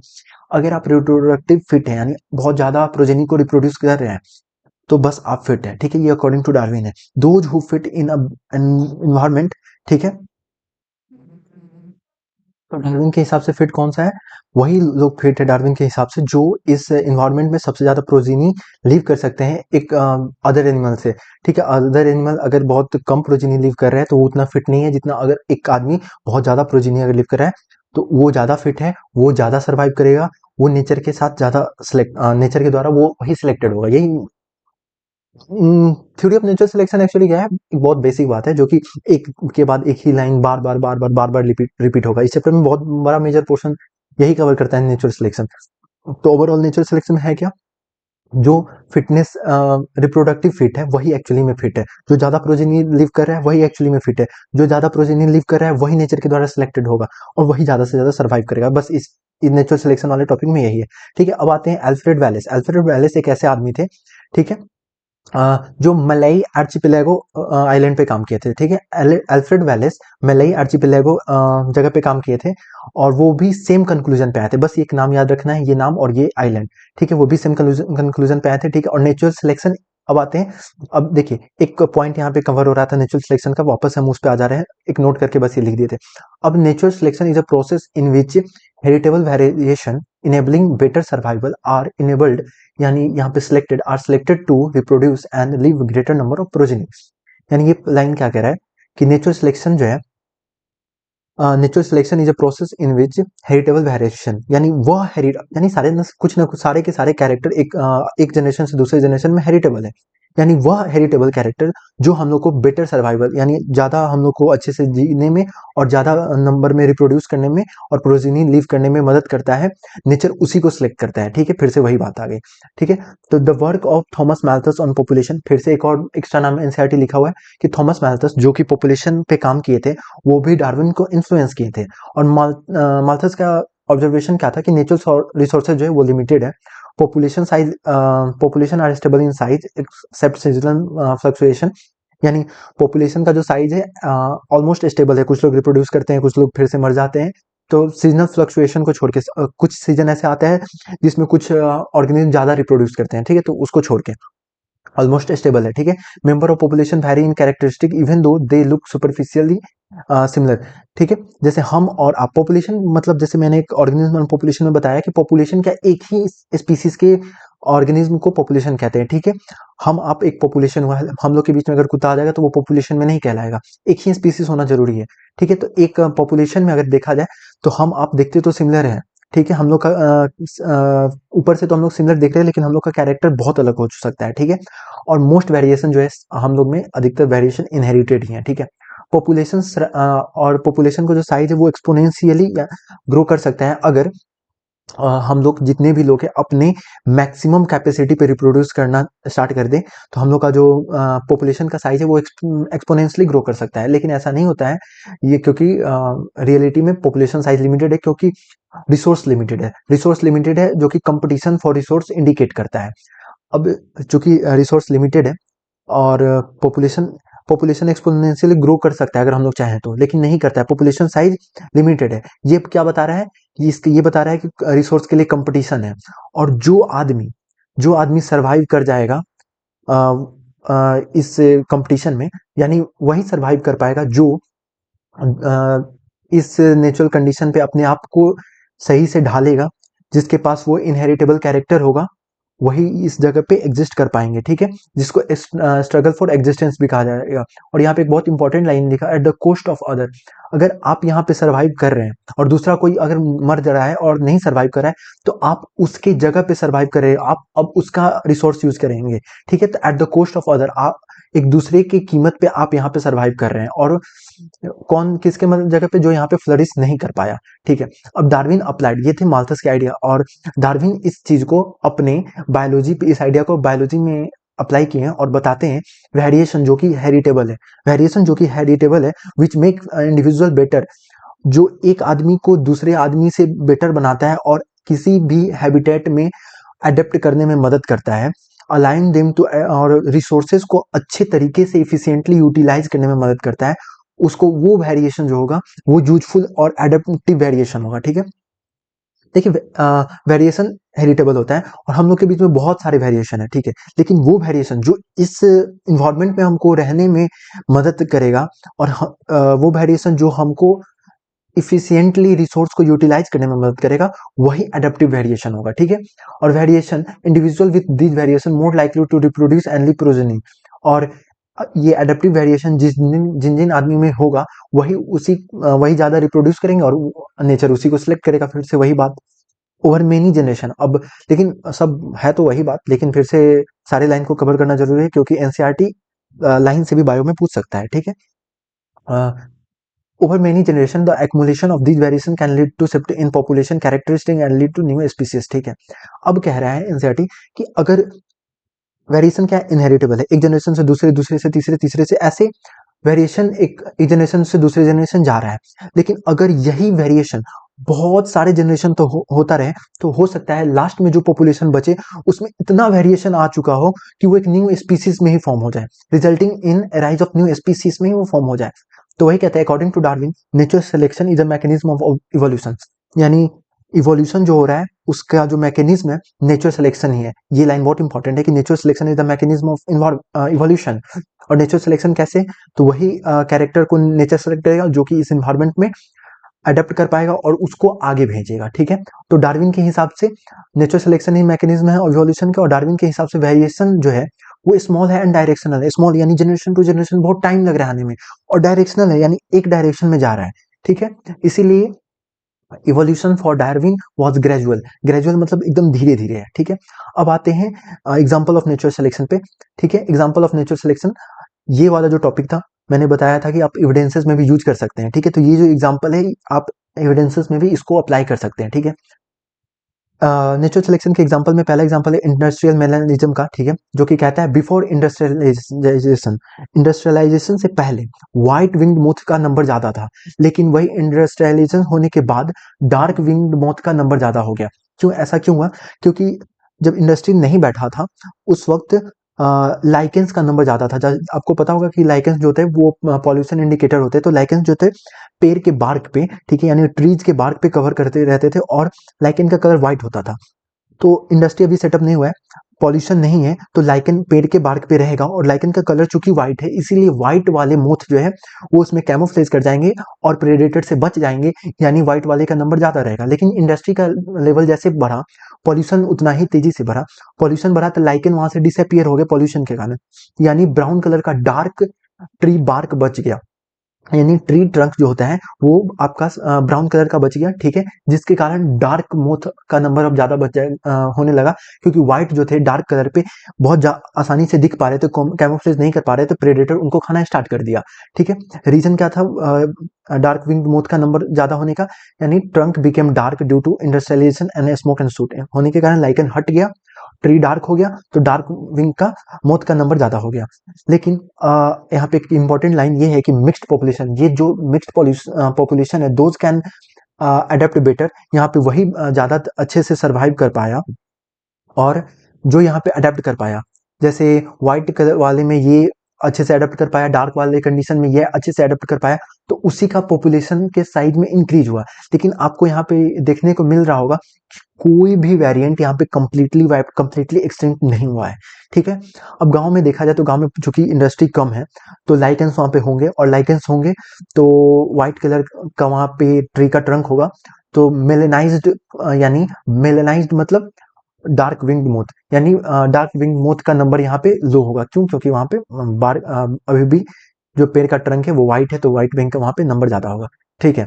अब ड्रग रेसिस्टेंस यानी एंथ्रोपोजेनिक एक्शन के बारे में, ये भी नेचुरल सिलेक्शन का ही एग्जांपल है। एंथ्रोपोजेनिक मतलब मैनमेड, हम लोग के द्वारा कोई एक्शन लिया गया। Excessive use of herbicide and pesticide का एक्सेसिव यूज करने से क्या हो रहा है कि सिलेक्शन ऑफ, जैसे आप लोग देख रहे होंगे कि मच्छर के लिए हर साल कुछ ना कुछ आगे का निकाला जाता है। पहले एक मान लीजिए गुड नाइट आया, फिर उसके पास आया extra protection with good night, फिर प्लस प्लस प्लस, यानी धीरे धीरे कुछ कुछ ना एडवांसमेंट होते जाता है। पहले क्वाइल से ही काम हो जाता था, अब लिक्विड का, फिर और लिक्विड, फिर अलग अलग टाइप का। तो ये बार बार नया प्रोडक्ट लाने का कंपनी को क्यों जरूरत पड़ता है, क्योंकि पुराने प्रोडक्ट के लिए मच्छर अपने अंदर एक रेसिस्टेंस, यानी अपने अंदर एक क्षमता प्रोवाइड जनरेट कर लेते हैं जो उसको रेसिस्ट कर पाता है, इसलिए नया नया वेरिएंट लाने का जरूरत होता है, ठीक है। तो वही कह रहा है हर्बिसाइड और पेस्टिसाइड का एक्सेसिव यूज करने से सिलेक्शन ऑफ रेसिस्टेंट, यानी जो, अब देखिए हर्बिसाइड और पेस्टिसाइड किसी भी चीज पे यूज किए तो बाकी सब जो मर गया, मान लीजिए एक दो बच गया, एक दो जो बच गया वो इसका मतलब क्या है, वो रेसिस्टेंट है पेस्टिसाइड और हर्बिसाइड से, तो जो दो बच गया वो रिप्रोड्यूस करेगा, वो रिप्रोड्यूस करेगा तो धीरे धीरे कुछ बाद दिन बाद पता चलेगा रेसिस्टेंट वेराइटी का कॉलोनी ज्यादा बन चुका है। तो ये ऑल्सो ट्रू है माइक्रोब अगेंस्ट विच, और ये कहानी उसके लिए भी सेम है जिसके लिए हम जो जो बैक्टीरिया माइक्रोब्स के लिए हम लोग एंटीबायोटिक खाते हैं या ड्रग खाते हैं, किसी भी यूकारियोटिक ऑर्गेनिज्म और सेल के लिए जो कि हम लोग को नुकसान पहुंचाता है, वो सेम काम एंटीबायोटिक्स के साथ भी ट्रू है कि एंटीबायोटिक्स देते देते देते देते ऐसा सेल या ऑर्गेनिज्म आ जाएगा जो उसके लिए रेसिस्ट कर जाएगा, ठीक है। Resistant cell and organism are appearing in a time scale of month और ईयर्स नॉट सेंचुरीज, और रेसिस्टेंट सेल और ऑर्गेनिज्म जो है ये आजकल के टाइम में मंथ और ईयर्स में आ रहे हैं, ऐसा नहीं है कि सेंचुरीज लगा रहे हैं, बहुत एक सेंचुरी दो सेंचुरी बीत गया, अब ये मंथ और ईयर्स में आ जा रहे हैं, ठीक है। और इस इवोल्यूशन को कहते हैं हम लोग के द्वारा मैन मेड एंथ्रोपोजेनिक एक्शन के द्वारा इवोल्यूशन, ठीक है। अब आते हैं नेचुरल सिलेक्शन पे। नेचुरल सिलेक्शन तीन टाइप का हो सकते हैं, ठीक है। आप लोग जीनोटाइप और फिनोटाइप जेनेटिक्स में पढ़े होंगे। फिनोटाइप वो होता है जो आपके कैरेक्टरिस्टिक को क्या कहता है, शो कर रहा है। अगर एक प्योर व्हाइट आदमी है, एक प्योर ब्लैक है, व्हाइट और ब्लैक दो कलर का आदमी है, और एक है जो बीच वाला है, ठीक है। तो स्टेबलाइजिंग नेचुरल सिलेक्शन कब होगा, जब नेचर सेलेक्ट एवरेज फिनोटाइप, यानी बीच वाला फिनोटाइप, यानी ना व्हाइट वाले को ना ब्लैक वाले को, बीच में बीच वाले कलर को जब नेचर सेलेक्ट करता है तो पीक गेट हाइयर्स, पीक जो है एकदम हाई, पतला होगा, पतला हो गया और हाई हो गया, ठीक है, पीक हाई हो जाता है। अगर नेचर एवरेज वाले को सिलेक्ट कर रहा है तो उसको स्टेबलाइजिंग, स्टेबल यानी बीच वाला स्टेबलाइजिंग हुआ, नेचर एवरेज फिनोटाइप को सिलेक्ट कर रहा है। लेकिन अगर एक्सट्रीम, अगर मान लीजिए नेचर सिर्फ ब्लैक वाले को सिलेक्ट कर रहा है तो डायरेक्शनल हो जाएगा, बीच से हल्का सा पीक जो है इन वन डायरेक्शन में शिफ्ट कर जाएगा। और वही अगर नेचर दोनों एक्सट्रीम व्हाइट और ब्लैक वाले को सपोर्ट कर रहा है, बीच वाले कलर को सिलेक्ट नहीं कर रहा है यानी मार दे रहा है, तो उस जगह पे हो जाएगा डिस्ट्रप्टिव, डिस्ट्रप्टिव यानी ऐसा कर्व आ जाएगा, ठीक है, ऐसा कर्व आ जाएगा, ठीक है, जिसमें दो पिक बनेगा, दोनों एक्सट्रीम को नेचर सेलेक्ट कर रहा है, लेकिन बीच वाले को नेचर सेलेक्ट नहीं कर रहा है, ठीक है। अब हम लोग आ जाते हैं genetic basis of natural selection. अब नेचुरल सिलेक्शन का ही जेनेटिक बेसिक देखते हैं। इवोल्यूशन बाय नेचुरल सिलेक्शन से इवोल्यूशन होता है। स्टार्टेड व्हेन, हम लोग ये तो पढ़ लिए कि नेचुरल सिलेक्शन से इवोल्यूशन होता है डार्विन के हिसाब से, लेकिन ये स्टार्ट कब होता है? सेलुलर लेवल पे आप जाइए। Started with cellular form of life with differences in metabolic capacity originated on earth. जब एक मान लीजिए दो सेल बना हुआ, दोनों सेल का मेटाबॉलिक कैपेबिलिटी जब अलग अलग हुआ होगा, तो ही तो वहीं से तो नेचर सेल में अगर डिफरेंस आएगा, तो ही तो टिश्यू में, फिर ऑर्गन में, फिर पूरे के पूरे ऑर्गेनिज्म में यानी लाइफ फॉर्म में ही डिफरेंस आएगा। तो वेरिएशन जो स्टार्ट होता है, जो कि नेचुरल सिलेक्शन में मदद करता है, तो स्टार्ट क्या होता है? जेनेटिक यानी सेल से स्टार्ट होता है। अब rate of appearance of new form, अब हम लोग बोले ना वेरिएशन आते आते आते आते आते तो न्यू फॉर्म आ सकता है, ठीक है, नया स्पीसीज हो सकता है, जिसको स्पीसीएशन भी कहते हैं। तो rate of appearance of new form, नया फॉर्म आ जाए, वो डायरेक्ट वो लिंक होता है लाइफ स्पैन से। अगर किसी का लाइफ स्पैन बहुत छोटा है, तो उसका लाइफ साइकिल जल्दी जल्दी जल्दी जल्दी जल्दी पूरा हो रहा है, यानी वो जल्दी जल्दी पूरा हो रहा है, यानी उसके अंदर वेरिएशन आने का चांस बड़ा जल्दी है, ठीक है। आप समझ रहे हैं कि अगर मच्छर का लाइफ स्पैन जैसे बहुत कम होता है, तो हम लोग कितना मंथ एंड ईयर्स में यानी वीक में भी कभी कभी हम लोग उसके अंदर, वीक में तो नहीं लेकिन मंथ में हम उसके अंदर वेरिएशन लाके नया स्पीसीज डेवलप कर ले रहे हैं, जो कि उस क्वाइल के मुकाबले वो रेसिस्टेंट रह रहा है, ठीक है। तो वही कह रहा है variation and adaptation in microbe. और माइक्रोब का लाइफ साइकिल तो इतना छोटा है, इतना छोटा है कि कुछ देर में, जैसे एग्जांपल हो रहा है microbe such as bacteria have, example से आपको समझ में आ जाएगा, microbe such as bacteria have short life cycle and reproduce quickly, ठीक है। मीडियम कंपोजिशन चेंजेस, अगर मान लीजिए अब उस बैक्टीरिया का जो पेटरी डिश है यानी कल्चर जिसमें किया गया वो प्लेट में, अगर हम लोग फूड का न्यू रिसोर्स डाल दें, मान लीजिए पहले दूसरा ग्लूकोज था या लैक्टोज था, अब उस रिसोर्स को हम लोग चेंज कर लेते हैं, ठीक है। अब मान लीजिए एक ग्रुप बैक्टीरिया का ए बी दो ग्रुप मान लेते हैं, तो मान लीजिए बी ग्रुप जो है, ओनली दो ग्रुप माइक्रोब, सिर्फ वही माइक्रोब सर्वाइव कर पाएगा जो इस नए रिसोर्स को यूटिलाइज कर पाएगा, वही माइक्रोब सर्वाइव और रिप्रोड्यूस करेगा जो इस नए रिसोर्स को यूटिलाइज कर पाएगा, ठीक है। जो नहीं यूटिलाइज कर पाएगा वो तो मर जाएगा, और due to high rate of reproduction in a short period of, पता चलेगा कुछ ही देर में ये सारे माइक्रोब जो है वो डोमिनेंट हो गए, उनका पॉपुलेशन बढ़ गया, और ये एक नए स्पीसीज की तरह पे आ जाए, जिसको स्पीसीएशन भी कहते हैं। लेकिन यही सेम थिंग अगर फिशेस में हम लोग देखने लग जाए, तो ये मिलियंस ऑफ ईयर लेंगे, क्योंकि उनका लाइफ स्पैन बड़ा है, ठीक है। तो लाइफ स्पैन से यहाँ पे इंपॉर्टेंट लाइन क्या है कि rate of appearance of new form ये लाइफ स्पैन से, लाइफ साइकिल से डायरेक्टली लिंक्ड है, ठीक है। अब हम लोग कहते हैं वी से फिटनेस ऑफ माइक्रोब, अब जिसको हम लोग यहाँ पे माइक्रोब बी कहा था, जो कि नए रिसोर्स को यूटिलाइज कर पाए थे, वी से fitness of microbe be better than other, बाकी से ज्यादा अच्छा था, तो वो नेचर उसको फिटनेस के लिए नेचर सेलेक्ट उसको सिलेक्ट किए, ठीक है। अब fitness based on characteristic that are inherited, ठीक है। अब पता है कि fitness based on characteristic, fitness किस पे बेस्ड है? वही कैरेक्टर ना जो हम लोग इनहेरिट किए हैं। अब हम लोग का सारा कैरेक्टर इनहेरिट है, तो हम लोग के अंदर फिटनेस कुछ खुद ब खुद थोड़ी आ जाएगा, वो इनहेरिटेड कैरेक्टर जिसको हम लोग बोले यूजफुल वेरिएशन, जिसको एडेप्टिव वेरिएशन जिसको कहें, तो उसी से ना आएगा। तो सारे फिटनेस बेस्ड ऑन कैरेक्टर, जितने भी फिटनेस है वो सारे इनहेरिटेड पे ही बेस्ड है, ठीक है। There must be genetic basis for selection and to evolve, हम लोग को पता है जेनेटिक बेसिस होना होगा। Adaptive ability to survive in a hostile environment is inherited and has a genetic foundation। फिर से वही बात कह रहा है कि क्या ना, सारे पूरे नेचुरल सिलेक्शन में एक ही बात रखा हुआ है, बस ये टॉपिक यहाँ तक थोड़ा सा और बचा हुआ है, बस ये खत्म होने वाला है, ठीक है। तो एडेप्टिव कैपेबिलिटी किसी भी हॉस्टाइल यानी कठिन इन्वायरमेंट में अगर आपका कोई अडेप्टेशन आपको मदद कर रहा है जो कि इनहेरिटेड है, तो वो जाहिर सी बात है उसका जेनेटिक फाउंडेशन सेल पे जाके ही वो स्टार्ट हुआ। ऐसा तो है नहीं कि अब सीधे बड़ा ऑर्गेनिज्म बन गया, सेल में चेंज हुआ होगा तो ही तो होगा, जो कि हम लोग पढ़ चुके हैं। When an individual adapt and get selected by nature, then we say he has better fitness। फिर से वही बात, एंड ये इंपॉर्टेंट लाइन ये आपको याद रखना होगा कि फिटनेस क्या है, एंड रिजल्ट है of the ability to adapt and get selected by nature. सबसे पहले आपके पास यूजफुल, सबसे पहले तो आपके पास पिछले जनरेशन से बहुत सारा वेरिएशन आया, अब वो वेरिएशन में से आप चुन करके अडेप्टिव वेरिएशन निकालिए जो कि इस नेचर में, इस एनवायरनमेंट में आपको मदद कर रहा है अडेप्ट होने में, ठीक है। अब आप अडेप्ट हो गए तो आपके द्वारा नेचर सेलेक्ट होगा, आपको नेचर सेलेक्ट किया, अब नेचर सेलेक्ट किया तो अब आप रिप्रोडक्शन करेंगे, एट लास्ट आपका फिटनेस यानी फिट तब आपको कहा जाएगा कि अब आप फिट हैं।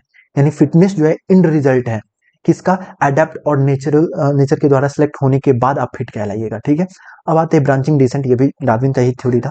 ठीक है, describe how a common ancestor, एक कॉमन पॉइंट से कैसे हम लोग डिफरेंट स्पीसीज में इवॉल्व हो रहे हैं, यानी डाइवर्सिफिकेशन हो रहा है। जैसे कि हम लोगों ने वो वाला एग्जांपल पढ़ा कि कैसे सोरोप्सिड से थिकोडोंट, सौ थिक डाइन यानी सौ थिको थिकोडोंट और डाइन यानी थिकोडोंट से ही डायनासोर, थिकोडोंट से ही क्रोकोडाइल, बर्ड, ये सब बन रहा है। यानी डाइवर्सिफिकेशन, एक ओरिजिन पॉइंट से अलग अलग ब्रांच बन रहा है और नीचे की तरफ जा रहा है, तो वही कह रहा है ब्रांचिंग डिसेंट, नीचे की तरफ जा रहा है। Darwin finches and mammalian diversity, इसका एग्जांपल है from whale to bat share common ancestor. Whale से लेके डार्विन फिंचेस भी ब्रांचिंग डिसेंट का, क्योंकि एक पॉइंट से अलग अलग स्पीसीज हुआ था।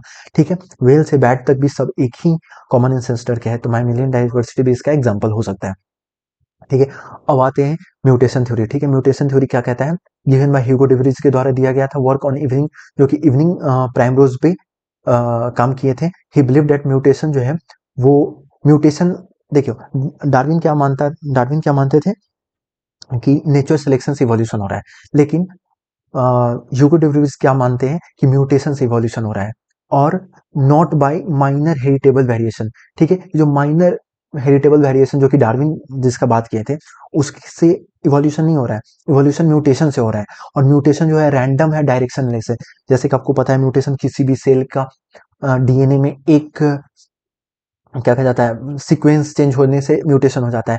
एक सीक्वेंस चेंज हुआ, नया स्पीसीज बन गया, एकदम रैंडम है, किसी उसका कोई डायरेक्शन नहीं है, कुछ भी हो सकता है। तो ये कह रहे हैं कि म्यूटेशन से इवोल्यूशन होता है और म्यूटेशन क्या है, रैंडम एंड डायरेक्शनलेस है। और वो मानते थे कि म्यूटेशन ही स्पीसीएशन कॉज करता है। यानी म्यूटेशन हुआ, जीनोम में कोई चेंज आया, यानी जीन के सीक्वेंस में कोई चेंज आया, नया स्पीसीज बन गया, और इसी को सैल्टेशन कहते हैं। यानी सिंगल स्टेप लार्ज म्यूटेशन। सैल्टेशन मतलब क्या, एक स्टेप हुआ, एक स्टेप में जीन में चेंज हुआ और बहुत लार्ज म्यूटेशन हो गया और इवोल्यूशन हो गया, इसी को सैल्टेशन कहते हैं। अब आते हैं हार्डी विंगर इक्विलिब्रियम। ठीक है, हार्डी विंगर इक्विलिब्रियम पे आते हैं। ठीक है, इसमें सबसे पहले आपको पढ़ना जानना है एलील फ्रीक्वेंसी के बारे में। ठीक है, एलील फ्रीक्वेंसी के बारे में जानना है। एक सेकंड देख लेते हैं रिकॉर्ड हो रहा है कि नहीं, क्योंकि एक बार मेरे साथ ये हो गया है कि हाँ रिकॉर्ड तो हो रहा है। हार्डी विंगबर प्रिंसिपल क्या कहता है, इसको पढ़ने से पहले यहाँ से स्टार्ट है वो बात, लेकिन उससे पहले हम लोग को एलील फ्रीक्वेंसी के बारे में जानना होगा। एलील फ्रीक्वेंसी क्या कहता है, refers how a particular allele within a population. ठीक है, मान लीजिए एक पॉपुलेशन है जिसमें 100 आदमी है। ठीक है, 100 आदमी में मान लीजिए 60 जो जीन है वो ब्लैक, एलील जो है वो ब्लैक वाला है। ठीक है, एलील और जीन का डिफरेंस आप जेनेटिक्स में पढ़ेंगे, यहाँ पे मैं उसका बात नहीं करूंगा, लेकिन लोग बहुत कंफ्यूज हो जाते हैं। ठीक है, मैं उसका यहाँ पे बात ही नहीं कर रहा। ठीक है, यानी एक पॉपुलेशन है जो 100 आदमी का है। ठीक है, उसमें 60 जो है क्या है, ब्लैक है, और 40 जो है वो व्हाइट है। ठीक है, तो यहाँ पे बताया जा रहा है कि एलील फ्रीक्वेंसी ब्लैक वाले का फ्रीक्वेंसी ज्यादा है। तो क्या बता रहा है कि कोई भी एलील कितना किसी पार्टिकुलर पॉपुलेशन में कितना कॉमन है, तो ये 60 है तो ये ज्यादा कॉमन हुआ ना, ब्लैक वाला ज्यादा कॉमन हुआ ना। तो वहीं पे इफ अ जीन हैज दो अलील, जीन के पास दो अलील है ए एंड ए, और पॉपुलेशन ऑफ 150 इंडिविजुअल है, और जिसमें से 100 के पास कैपिटल ए है, तो एलील फ्रीक्वेंसी ऑफ ए कितना होगा कि टोटल नंबर ऑफ एलील ए यानी 100 था, और टोटल पॉपुलेशन यानी 150। ठीक है, तो इसको डिवाइड करेंगे तो 2/3 यानी 0.66, यानी 0.66 पॉपुलेशन में कैपिटल ए वाला एलील का फ्रीक्वेंसी है। यानी कितना कॉमन है, कितना ज्यादा है, कितना फ्रीक्वेंसी इन द सेंस कि कितने लोगों में ये जीन है। ठीक है, ये नॉर्मल बात हुआ। ठीक है, अब this principle says that allele frequency in a population are stable. अब ये बता रहा है किसी भी पॉपुलेशन में ये जो एलील का फ्रीक्वेंसी हम लोग निकाल रहे हैं ये स्टेबल एंड कांस्टेंट रहेगा जनरेशन टू जनरेशन। ठीक है, और जीन पूल क्या कहता है, total gene and their allele in a particular population remain constant. यानी एलील फ्रीक्वेंसी सेम है तो जीन पूल भी जाहिर सी बात है कांस्टेंट होगा। जीन पूल क्या होगा, टोटल जीन एंड देयर अलील। ठीक है, तो यहाँ पे टोटल जीन और अलील मिला के कितना होगा, अगर 150 पॉपुलेशन है। ठीक है, 150 पॉपुलेशन है, 150 में से 100 जो है इतना कैपिटल ए है, फिर 50 जो है ये, तो यहाँ पे टोटल जीन पूल कितना होगा, 150 का होगा ना। तो जितना भी जीन है एंड अलील, जितने भी अलील और जीन का वेरिएशन है सबको जब जोड़ दीजिएगा तो जीन पूल बनेगा। तो वही कह रहा है कि ये प्रिंसिपल कहता है कि अलील जो है, अलील का फ्रीक्वेंसी भी कांस्टेंट रहेगा और जीन पूल भी कांस्टेंट रहेगा, और इसी को जेनेटिक इक्विलिब्रियम कहते हैं। और हार्डी हार्डी विंबर इक्विलिब्रियम, ठीक है। तो sum total of all allylic frequency, अब जाहिर सी बात है अगर ए कैपिटल ए का फ्रीक्वेंसी 0.66 है, ठीक है, और इसको 1 में से माइनस कर देंगे तो स्मॉल ए का हो जाएगा। अब ये दोनों को जोड़ देंगे तो 1 ही होगा ना, तो वही बोल रहा है sum total of all allylic frequency को जब जोड़ देंगे तो सम क्या आएगा, 1 आएगा, ठीक है। यानी अगर मान लीजिए पी और क्यू को जोड़ते हैं तो यहाँ पे पी क्या है, फ्रीक्वेंसी ऑफ डोमिनेंट एलिल यानी कैपिटल है, ठीक है। फ्रीक्वेंसी ऑफ रेसेसिव एलिल को क्यू कहा गया है, यानी स्मॉल ए को क्यू कहा गया है। याद कैसे रखेंगे, क्यू यहाँ पी क्या है, यहाँ पे कैपिटल वाला लिया गया है, क्यू यहाँ पे स्मॉल लिया गया है, तो स्मॉल वाले को क्यू रिप्रेजेंट कर रहा है, यानी रेसेसिव वाले को क्यू और डोमिनेंट वाले को पी। तो दोनों को जोड़ देंगे तो एलिलिक फ्रीक्वेंसी 1 होगा। अब जब दोनों साइड को स्क्वायर ले लेंगे तो हम लोग का बाइनोमियल एक एक्सप्रेशन बन जाएगा A square plus B square plus 2ab वाला, ठीक है, जहाँ पे पी स्क्वायर किसको रिप्रेजेंट करेगा, frequency of individual with genotype capital है, क्यू स्क्वायर किसको, स्मॉल ए और 2pq ये हेटेरो जीनोटाइप को, ठीक है, हेटेरोजिनोटाइप को रिप्रेजेंट करेगा। इस पे क्वेश्चन भी आते हैं, मैं एक बार बोलूंगा कि आप इसका क्वेश्चन ट्राई कर लीजिएगा ताकि ज्यादा समझ में आए, ठीक है। लेकिन इसमें समझने वाला क्या क्या था, पी किसको और क्यू किसको रिप्रेजेंट करेगा। ये प्रिंसिपल बताता है कि एलील फ्रीक्वेंसी किसी भी पॉपुलेशन में कांस्टेंट है जनरेशन से जनरेशन, और इसीलिए जीन पूल भी, यानी सारे जीन और एलील का सम भी कांस्टेंट है। कोई नया टाइप का एलील आ ही नहीं रहा है तो वो कांस्टेंट ही रहेगा ना, ठीक है। अब देखते हैं व्हेन फ्रीक्वेंसी मेजर्ड, अब फ्रीक्वेंसी जब मेजर्ड हुआ और डिफर फ्रॉम एक्सपेक्टेड वैल्यू, अभी सब हम फ्रीक्वेंसी मेजर कर रहे हैं इस फॉर्मूला से, क्वेश्चन कर लीजिएगा ज्यादा अच्छा रहेगा, इस पे पीवाई को में मिल जाएगा, ठीक है। फ्रीक्वेंसी मेजर की और एक्सपेक्टेड वैल्यू से डिफरेंट आ गया, ठीक है। देन डिफरेंस इंडिकेट, अब उसमें जो डिफरेंस आया वो इंडिकेट कर रहा है एक्सटेंट ऑफ इवोल्यूशनरी चेंज। अब कितना ज्यादा उस पॉपुलेशन में, अगर मान लीजिए 0.66 हम लोग एक्सपेक्ट किए थे, लेकिन अब 0.72 आ गया, तो यानी 0.06 का चेंज आया, तो ये बता रहा है जितना ज्यादा डिफरेंस होगा उतना ज्यादा इवोल्यूशनरी चेंज का एक्सटेंट बताएगा, लेवल बताएगा, ठीक है।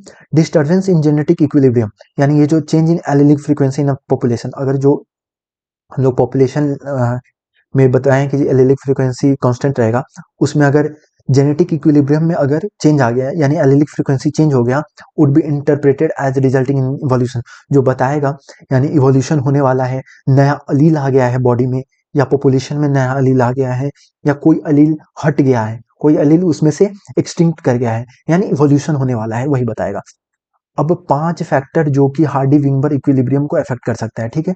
5 फैक्टर जो है हार्डी विंबर इक्विलिब्रियम को अफेक्ट कर सकता है। पहला, जीन माइग्रेशन और जीन फ्लो, ठीक है, जीन माइग्रेशन और जीन फ्लो। फिर से जेनेटिक म्यूटेशन, जेनेटिक रिकॉम्बिनेशन जो कि क्रॉसिंग ओवर आप सेल साइकिल में पढ़े होंगे, उसका नेचुरल सिलेक्शन। तो इसमें से आप कौन कौन सा पढ़ चुके हैं, आप लोग इसमें से सबसे पहले नेचुरल सिलेक्शन पढ़ चुके हैं, जेनेटिक रिकॉम्बिनेशन का यहाँ पे बात नहीं करना है, ठीक है, म्यूटेशन का यहाँ पे बात नहीं करना है, ठीक है। म्यूटेशन भी आप लोग जेनेटिक्स में भी पढ़ते हैं, ये लार्ज डिफरेंस अराइजेस सडनली, ये वही नॉर्मल बात है। Genetic gene migration and gene flow and genetic drift को यहाँ पे पढ़ते हैं।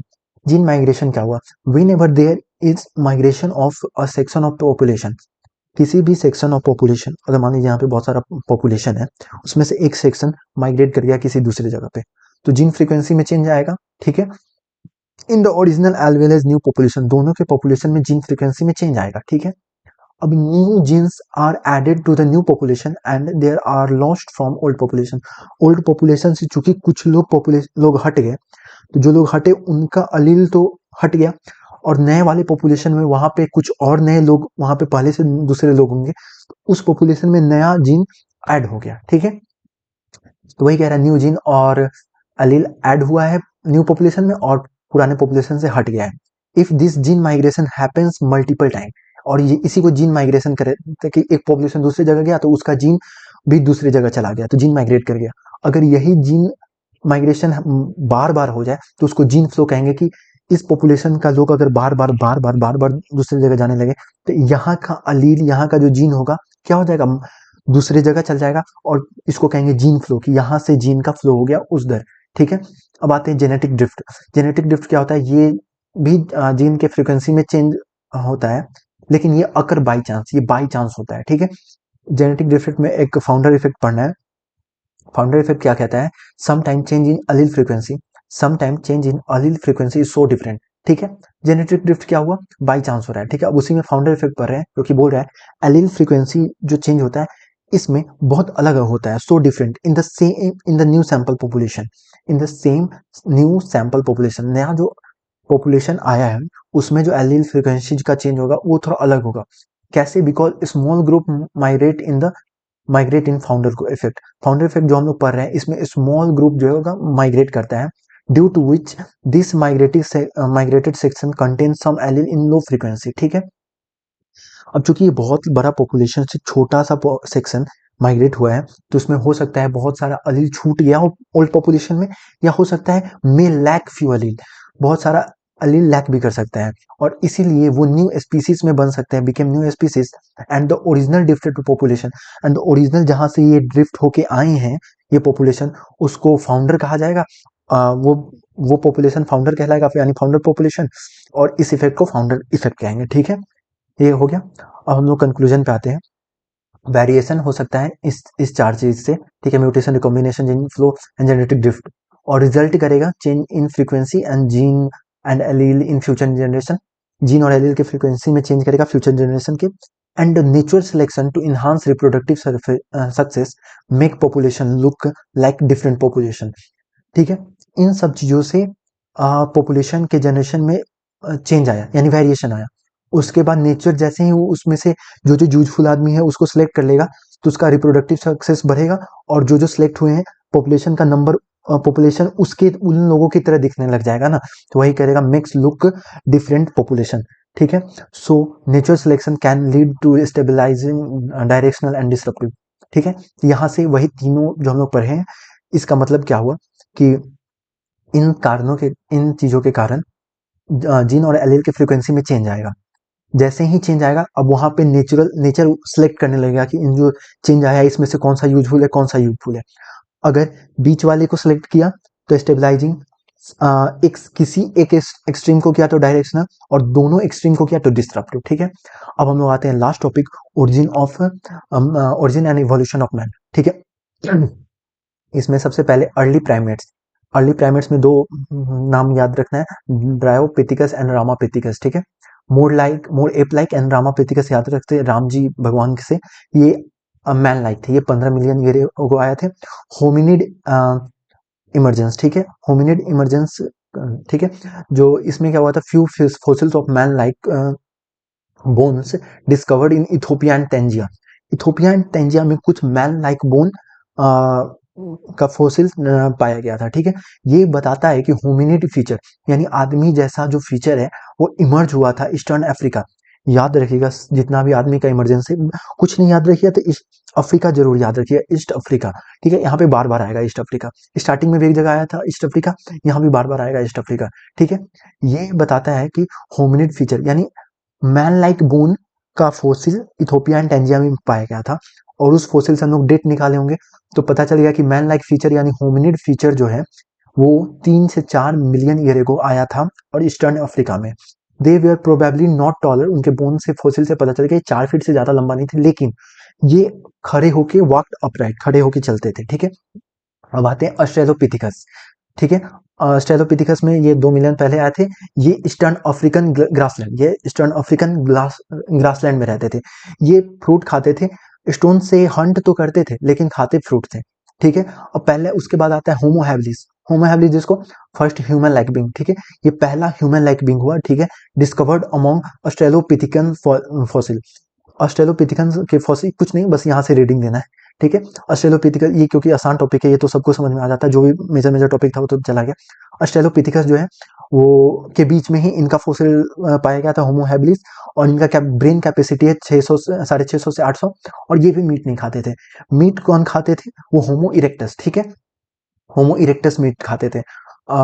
फॉसिल फाउंड इन जावा, इनका जो फॉसिल जावा में 1891 में पाया गया था, revealed homo erectus about 1.5 million year को, ये 1.5 मिलियन ईयर वो रहते थे। कहाँ पे, fossil found in Java and 1891 में इनका फॉसिल पाया गया था, जो कि 1.5 मिलियन ईयर को बताया। ब्रेन कैपेसिटी क्या है, 900 सीसी, क्रैनियल कैपेसिटी होता है 900 सीसी। ये मीट खाते थे। अब आते हैं निएंडरथल मैन में, ब्रेन कैपेसिटी 1400 था। ये near east and central Asia, Neanderthal man आ गए, अब एशिया में आ गए। ये near east and central Asia, east यहाँ भी है और सेंट्रल तो याद ही रहेगा, ईस्ट एंड सेंट्रल एशिया, और ये 1000 सॉरी 1 लाख से 40,000 साल पहले आए थे, ठीक है। ये अपने बॉडी को हाइड से प्रोटेक्ट करते थे और अपने मरे हुए को मिट्टी में गाड़ना स्टार्ट कर दिए थे। कौन? निएंडरथल। बहुत इंपॉर्टेंट यहाँ पे क्वेश्चन बनता है, ठीक है। अब आते हैं होमोसेपियंस। ये फिर से अफ्रीका में ओरिजिनेट हुए हैं, ठीक है। फिर migrate to other continent and eventually develop into distinct races. Africa में डेवलप हुए और अलग अलग कॉन्टिनेंट में जाके डिस्टिंक्ट रेसेस में डेवलप हो गए। Modern homo sapiens arose during ice ages. Ice ages में मॉडर्न होमोसेपियंस अराइज हुए थे, ठीक है, अरोज हुए थे। और आइस एज का एरा कितना था वो याद रखिएगा, 75,000 साल से 10,000 साल तक। 75,000 से 10,000 साल तक आइस एज का एरा था, जिसमें कौन एरोज हुए थे? होमोसेपियंस, ठीक है। अब आते हैं प्री हिस्टोरिक केव आर्ट, ठीक है। अब ये छोटा सा टॉपिक यहाँ पे प्री हिस्टोरिक केव आर्ट और एग्रीकल्चर के बारे में दिया हुआ है। डेवलप्ड अराउंड 1800 ईयर एगो, ठीक है। ये 1800 ईयर एगो के अराउंड डेवलप हुआ था। वन सच के painting found in Bhimbetka rock shelter Raisen district of Madhya Pradesh. Madhya Pradesh के रायसेन डिस्ट्रिक्ट में भीमबेटका रॉक शेल्टर में पेंटिंग पाया गया, जो कि बताया गया कि 18,000 साल पहले पुराना है। एग्रीकल्चर कब आया? 10,000 साल पहले। ये आइस एज कब आया था? 75 से 10,000, और 10,000 के ही अराउंड में एग्रीकल्चर आ गया था और ह्यूमन सेटलमेंट स्टार्ट हो गया था। अब दो दो पॉइंट ऐसा रह गया जो एनसीईआरटी में था लेकिन अभी तक डिस्कस नहीं हुआ है, ठीक है। अब कुछ लोग सोच रहे होंगे वो छोड़ तो नहीं दिए, लेकिन नहीं, छोड़े नहीं है। ये बहुत टाइम लग गया था एक्चुअली हमको इसका टॉपिक बनाने में कि क्वेश्चन इस पे कैसे आएगा, या फिर ये टॉपिक एक्चुअली क्या कह रहा है, ठीक है। तो ये टॉपिक है evolutionary effect of continental drift. Continental drift जो हुआ था उसका इवोल्यूशन पे भी इम्पैक्ट पड़ा था, जिसमें केस ऑफ अमेरिका पढ़ते हैं, ठीक है। In there were south America unique mammals resembling. South America में यूनिक मैमल थे जो कि हॉर्स, हिप्पोपोटामस, बियर, रैबिट को रिजेंबल करते थे, ठीक है। साउथ अमेरिका रिजेंबल करते थे और वहां पे प्रेजेंट थे, ठीक है, साउथ अमेरिका में, ठीक है। लेकिन कंटिनेंटल ड्रिफ्ट के कारण south America join north America. South America से नॉर्थ अमेरिका ज्वाइन हो गया और ये जो एनिमल्स थे ये over ridden by north America fauna, यानी नॉर्थ अमेरिकन का जो जितने भी एनिमल थे ये ओवर राइड कर दिए, यानी उसको पूरा हटा दिए और वहां पे ये अपना न्यू पॉपुलेशन उनका आ गया। तो ये एक केस था। अब आते हैं केस ऑफ ऑस्ट्रेलिया में। Isolation of Australia from other continent. जब कॉन्टिनेंटल ड्रिफ्ट हुआ था तो ऑस्ट्रेलिया कुछ जगह से टूट के साइड हो गया था, ठीक है। तो ऑस्ट्रेलिया जब टूट के साइड हुआ अदर कॉन्टिनेंट से, जब उसका अलग आइसोलेट हुआ, तो due to same continental drift, इसी कॉन्टिनेंटल ड्रिफ्ट जो अमेरिका का जो केस पर है वही कॉन्टिनेंटल ड्रिफ्ट के से साउथ अमेरिका और नॉर्थ अमेरिका साथ हुआ था। वही कॉन्टिनेंटल ड्रिफ्ट से ऑस्ट्रेलिया अलग हुआ था अदर कॉन्टिनेंट से। Contributed to survival of marsupial. Australia में जो मार्सुपियल मैमल पाए गए उनका सर्वाइवल अलग कॉन्टिनेंट से अलग हो गया, तो उन पे प्रेडेशन कंपटीशन कम हुआ, lack of competition, other mammals से कंपटीशन कम हुआ और मार्सुपियल सर्वाइव कर गया। अब एक order of geographical time period, ये एनसीईआरटी के टेबल में दिया हुआ है। ये कोई कोई टेस्ट सीरीज में पूछ देते हैं।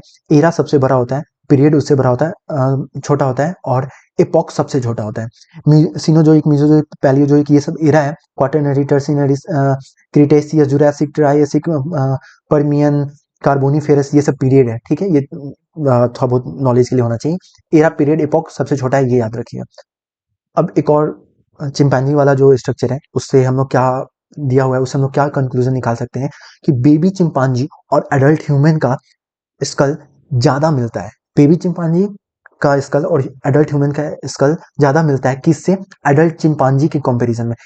मिलना तो चाहिए एडल्ट चिंपांजी और एडल्ट ह्यूमन का, लेकिन एडल्ट चिंपांजी का नहीं मिलता है, बेबी चिंपांजी का एडल्ट ह्यूमन से मिलता है, ठीक है। तो ये चैप्टर यहीं पे खत्म हुआ। चूंकि इसमें बहुत ज्यादा टाइम लग गया तो इसका मैंने जो बताया था कि यहाँ पे मैंने एक शॉर्ट नोट्स भी रखा है, ये मैंने अगले लेक्चर में इसको कवर कर दूंगा, ठीक है। अभी के लिए इतना ही, ठीक है। मैंने चाहा ये था बड़ा चैप्टर था और सारा का सारा नोट से करना था, लेकिन मैं कह सकता हूँ ये सबसे बेस्ट लेक्चर तरीके से होगा, ठीक है। मेरे नोट्स पे, इस नोट्स पे मैंने बहुत मेहनत किया, इसलिए मैं कॉन्फिडेंस से बोल पा रहा हूँ, ठीक है। तो थैंक यू।